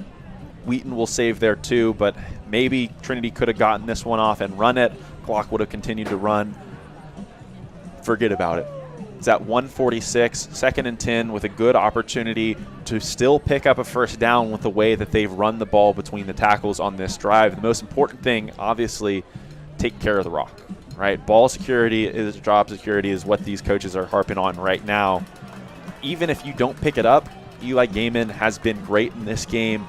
He's been great in his career here. Something that we saw from him last season was the ability to pin opponents deep. So they're in great field position right now, right around that 50-yard line, where if they ended up punting the ball, this is the range of a D3 punter, especially a good one like Eli Gaiman, right around 40 yards to put Wheaton inside their own 10-yard line. Out of the timeout, Horn back to pass. He'll step up in the pocket, nothing doing, and the Wheaton Thunder all over it, taking Horn down with the sack. And Horn there probably wanting to pass, but as soon as he saw pressure, he didn't want to risk it and said, I'd rather be tackled and force a timeout than do anything that would result in a turnover. So all in all, a smart decision there from Horn. Yeah, I agree with you 100% there, Brian. Only about a 4-yard loss either way. An opportunity to get it back right here on what I'd assume is going to be a run play. But something that I would like to see from this offense, something that we haven't seen today that we saw at least once or twice last week, was that man in motion, PJ Stewart, Carter Self, whoever it might be, get a little bit of a pitch. It counts as a forward pass, but if they drop it, it would be an incompletion, not a fumble, but it would give those receivers an opportunity to work in space, to use their speed, and to get on the outside and maybe ice this game once and for all. You see those numbers on your screen. Trinity outgaining Wheaton 369 to 276. They're doubling them up in the rushing department with those 112 yards, but it's been even on the scoreboard. Remember, Trinity has left some points there on the board. They missed a field goal early on, and they've had a couple of opportunities near the goal line. One, they were stopped on 4th down. Another, they were forced to take a field goal. But they still are in a prime position to pull out this win if they can execute late. So Tucker Horn back out there, 3rd and 14 from Trinity's 48. Wheaton with 1 timeout left. And there goes Stewart into motion with that pitch. Luke, you saw it coming. You called it right there. It doesn't go very far, but it does force Wheaton to call their final timeout. I love the play call. I love it right there. Again, put the ball in your best players' hands, in those skilled players' hands. Give them the opportunity to make a play themselves. It was just a better play defensively, frankly. To get that type of penetration upfield early on and to make BJ Stewart cut inside of a tackle on what is a jet sweep, it changes the complexion of that play totally. Obviously, from Trinity's perspective, you want to stalemate. You want to get pushed towards the end zone, but worst case, you don't want to be going backwards towards your own. You're going to live with it. It, as you mentioned, forces Wheaton to take that final timeout.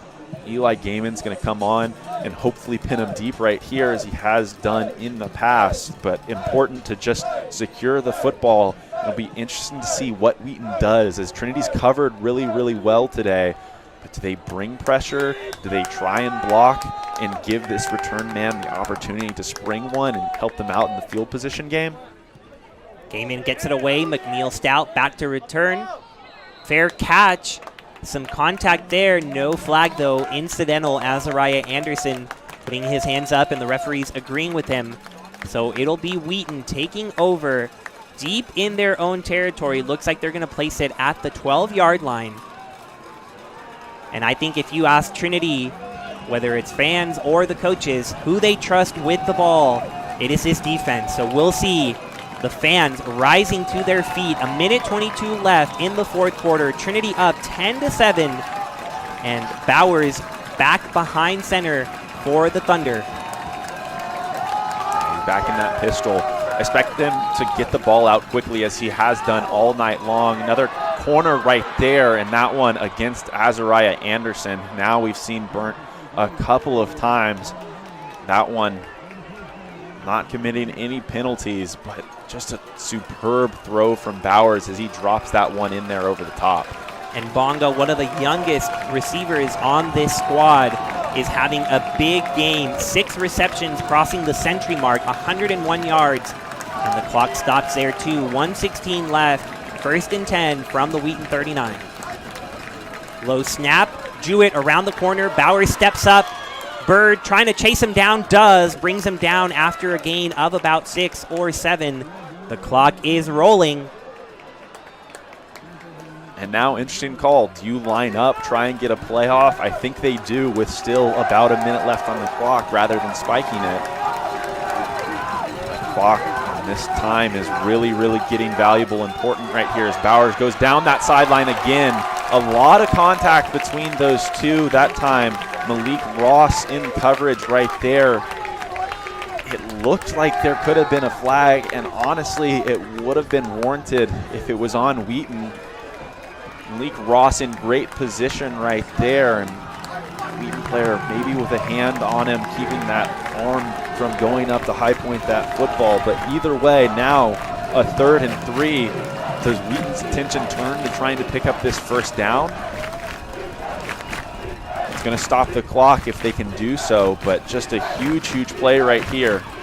He's going to air it out, going to Anderson, and the catch is not made. Incomplete. Bonga had it for a second. They are testing the sophomore from St. Charles, but he responds there. And Tiger fans, it is 4th and 3. This entire stadium on its feet. One of the largest crowds we've seen here in San Antonio in quite some time. And they are letting Wheaton have it. Yeah, and interesting to see Trey King back in the game, but not at that usual cornerback position. Now that line judge going to come on and signal Trinity's last timeout. 4th and 3 right here. Wheaton with the opportunity again to pick up the first down. It would stop the clock automatically. There's still 40 seconds just about in this game, so they'd have ample time to get back up to the ball, run a play immediately instead of wasting one with spiking the football. But we'll focus right now. Trey King back in the game. This defense has lost a couple of players. We mentioned Harris Good for a lot of this second half. We hadn't seen him. He hasn't come back.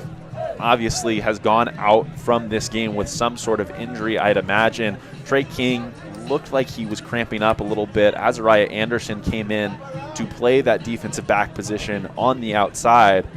Interesting to see the fact that Wheaton has targeted him. They've gone at him. Trey King come back into the game, but this coaching staff has left Azariah Anderson out there in one-on-one situations, even as a backup. I think they trust him. I think that they think he will win these matchups one-on-one, and that's why he's out there still. And he is out there out of the timeout. Trey King right behind him.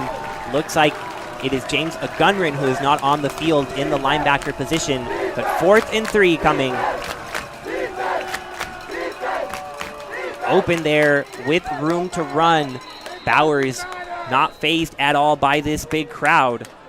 And he finds his man, Bonga. Those chains will be set quickly. Clock ticking down to 30. Pump and then a pass. Bonga again. First down, and he is on Azariah Anderson. So the Thunder continue to take advantage of that matchup. Anderson 5'10", Bonga 6'2". But now under 20 seconds left. Important that they pick up first downs time and time again. But almost going down right there is Bowers. That was number 91, Carson Bird, who had him wrapped up. Smart to just throw that one away, because otherwise I think this game might be over if that one's not an incomplete pass. Absolutely, Luke. Carson Bird breaking free, and you have to wonder where that one was going. Not many receivers in the area. Looked like Bonga maybe showed up at the end to prevent the intentional grounding. It's 2nd and 10. Wheaton without a timeout. 9 seconds on the clock. They are at the 33 of Trinity. Too far for their kicker. They lost an all-region kicker in Tommy Gallagher. So they are going with the offense. Bowers fakes it. Munoz gets into the backfield, but that's going to be a completion and going out of bounds with 3 seconds left. Is Ben Juska there?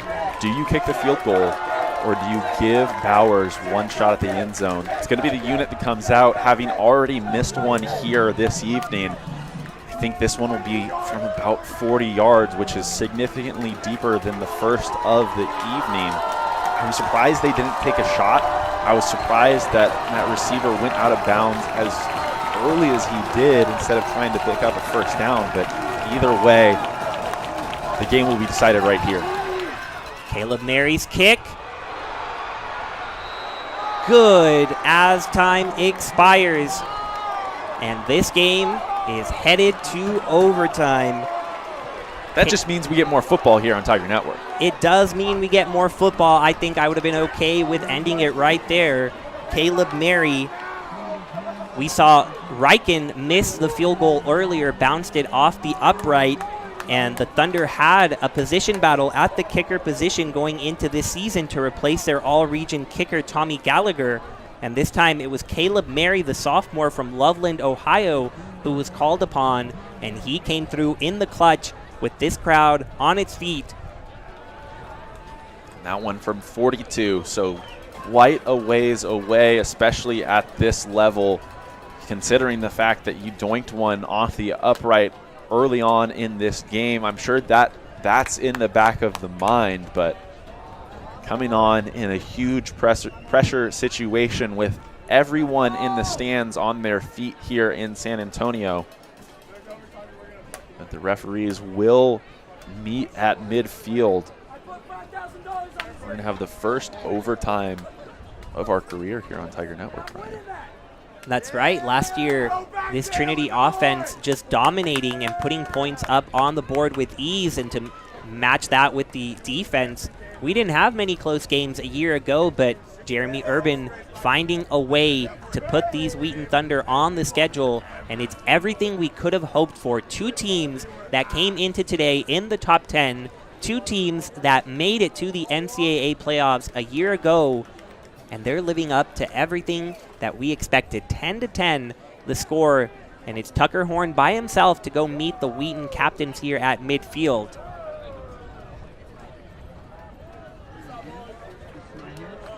The coin toss coming, Caleb Kuhn and Tucker Horn.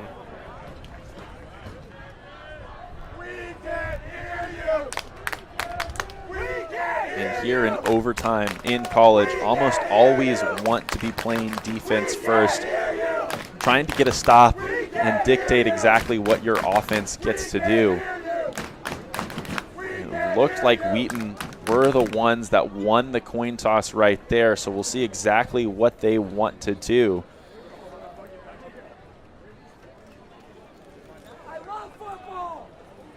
No signal from the referee right there, but imagine that they're probably going to be out there defensively. all the momentum in their favor. They were able to get off the field and give the ball back to the offense with an opportunity to tie this game up or go down and win it. And it didn't feel at the time like a huge momentum swing, but we'll see if that plays any effect right here as the Tiger offense will take the field. Tiger offense will take the field from the 25. As in college, both teams get the opportunity to start here at the opponent's 25, and both teams get a chance to score. We'll see what the Tigers can come up with. Carmouche and Horn in the backfield, 3 wide receivers. And it's Grigsby, actually, that gets that first run, and he is going nowhere. Met at the line of scrimmage. Steven Watson among the Thunder there. Yeah, and obviously a huge aspect of these overtime periods is the fact that the field is shrunk significantly. This is a Trinity team that over the last quarter really was trying for most of the time to bleed the clock. Those last 2 drives, we saw them run it up the gut time and time again. Now they're going to have to go back to putting the ball in the air more than likely. This kind of evened out offensive attack, and that's exactly what Tucker Horn's going to do right there. And an absolute dime, another back shoulder throw, and another fantastic play by BJ Stewart down on that near sideline. I'm sure we're going to get a great replay angle of it with that camera down there, but either way, see Tucker Horn pump fake, and just Stewart twisting his body, getting both of those feet in bounds is what it looked like. Certainly got at least one, which is all you need here in college. But this is where Trinity has struggled a little bit today, is this goal line scenario. But Grigsby bowling ahead is able to get in on the first play, first and goal. What a burst by legend Grigsby. The Tigers struggling inside the red zone all evening, but in this overtime period, they go to their receiver turned running back, and he breaks through this trench that has been a battle all night long, and he gets just over that line. Incredible start. Blake Lynn will look to complete. And he does. It's through. 17-10, the lead for Trinity. And now the Thunder will look to respond. Yeah, and a huge, huge, huge extra point right there. Sometimes gets a little bit underinflated, the importance of it, especially at this stage in the game. The field is shrunk. You're going to see points put on the board kind of no matter what. The question is if it's a touchdown or a field goal. Huge for Trinity to not only get in there for 6, but to tack that one after the fact. Now Wheaton forced to answer. And as the Trinity defense takes the field, it is Trey King back at that corner position. Azariah Anderson no longer in there. Bowers under center. Play action, rolls to his right. There is no one there. But there is no catch made. Will Bowers had about 30 yards of green turf in front of him. Thought for sure he would take advantage and run. Instead, he tries to get it to Simeon Seacrest, the senior tight end. And it just went right through his hand. So a big break for the Tigers. 2nd and 10 coming now with the play clock already at 16. Yeah, really surprised not to see Bowers tuck that one and run, especially when that tight end right there is going to turn into a blocker. Bowers illustrated earlier his elusiveness when he's taken off, but now 2nd and 10, really, really tough spot with the defense right here that Trinity has illustrated. But Bowers backed against the wall. Guess who? Ben Bonga again. The sophomore, Brentwood, Tennessee, is coming through in a big, big way for the Thunder. A Thunder offense that lost its 2 leading receivers from a year ago, and it's the sophomore that is leading the way today in their season opener. 1st and goal from the 5. Still no easy task to get it in on this Tiger defense. Man in motion. Bauer is looking to that man. McNeil Stout, flag in the end zone.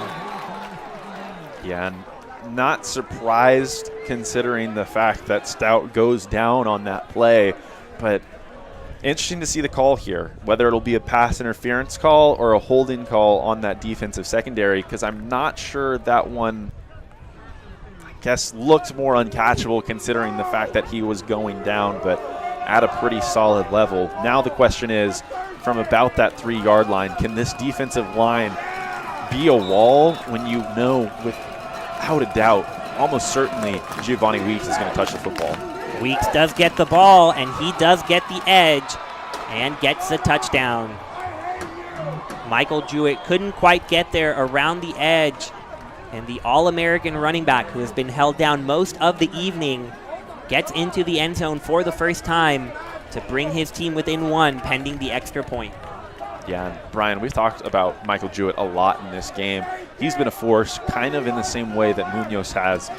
He's shown his physical strength, but he's also shown his speed on that edge. So a good play design to have your quarterback open up one way, get Jewett. It's blocked! That one's blocked. The kick is blocked. The extra point is no good, and Trinity is going to win this game. Wow.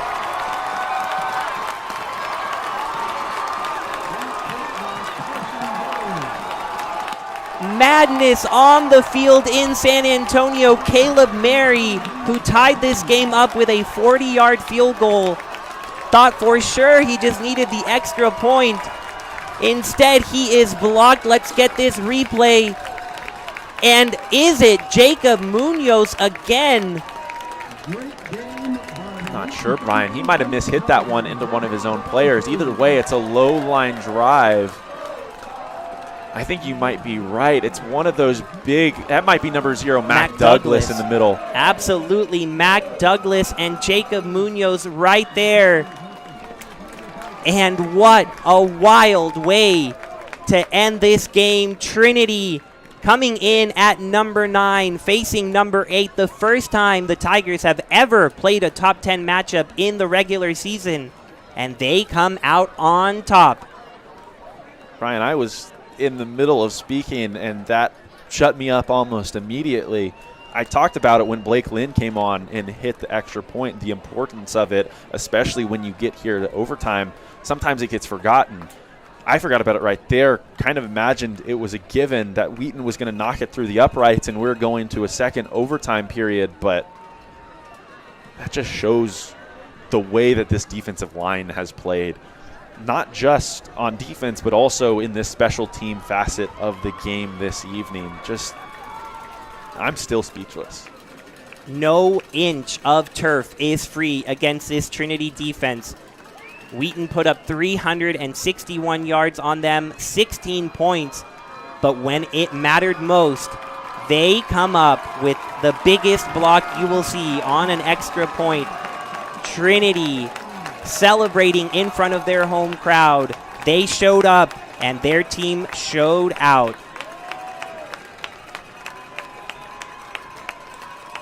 Get a great look at them lining up for the alma mater. And we've been here for many games, Luke, and I don't think the alma mater has ever been sung in this renovated stadium with this big of a crowd. I think you're absolutely right about that, Brian, and just a moment that I'm sure all of these guys are soaking in, and I myself am doing much of the same here in the booth.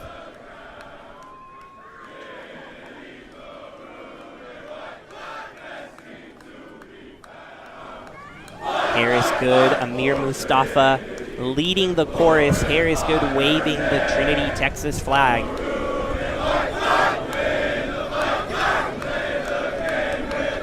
Letting you soak it all in here on Tiger Network. And look at the reaction. These Tiger fans are thrilled. They defend their jungle yet again. These Tigers have not lost since February of 2021. That's 7 home games in a row won by the Tigers. And this one very close. but it still comes out in favor of the Tigers. It's hard to know where to begin. So many good efforts from this Trinity team. Tucker Horn going 19 for 27 for 279 yards, completed just one touchdown, but again, that completion percentage up at 70%, something we're so used to. And even though he threw 2 interceptions, remaining composed, remaining calm, and coming through, leading his offense in that overtime period. And of course, Mac Douglas and Jacob Munoz. Mac Douglas, someone who moved to a new position ahead of this season, playing that defensive edge. And he ends this game with 7 tackles, a tackle for a loss, a pass breakup, and what looked to be the heroic blocked kick on that extra point. There is not enough that can be said about the performance of this Tiger defense and Mac Douglas. Yeah, I think you're absolutely right about that. It's extraordinarily difficult to change positions, especially at this point in your career. I'm sure wherever he was originally, he had spent years and years there, and you begin to learn really, really intricate aspects of those types of positions. So now to switch so late and really just begin to understand the basics, but have the impact that he's had here tonight is absolutely massive. But it was a total, complete defensive effort. We mentioned Caleb Harmel. You mentioned Jacob Munoz. All 3 of those guys stand out on that side of the ball. All 3 of them had a huge, huge defensive impact on this game. And on both sides of the ball, really, Brian, the Tigers were absolutely fantastic tonight. You look at what Tucker Horn did, almost 300 yards passing in the air, finished at 279 with that touchdown, 70% completion. But the rushing attack against a top 10 opponent in Wheaton, that's not something that we've seen them do here at home. It's not something that we really saw them do very frequently last year in general. Their whole schedule, they weren't reliant and as dominant on the ground game as they were here tonight. 35 attempts, 118 yards, and a touchdown against one of the best defenses against the rush last year in all of D3 football. Just a fantastic night if you're a Tiger fan here in San Antonio. A big-time matchup and a big-time result. You don't hear it a lot around here. People try to put it in the past, but that UMHB loss, we know, lives in the minds of many of these Tiger players and coaches. That 13-3 loss in the first round of the playoffs against the eventual national champions, showing that the Tigers are right there with the best of the best, and everyone around here feeling like they could have gone far if they didn't run into that buzzsaw that was UMHB. But guess what? It's a new year, a new season, 2022, and today alone, UMHB going down to Whitewater, Trinity racking up a top 10 win at home, and it could be the beginning of another special year at Trinity University. Thank you so much to everyone for spending their Saturday night with us. A ton of work went into this broadcast, giving you those angles, those replays, all the stats, all the numbers. Thank you to everyone who is involved here at Tiger Network and Trinity. For Luke Terry, I'm Brian Yanselson. Have a splendid Saturday night.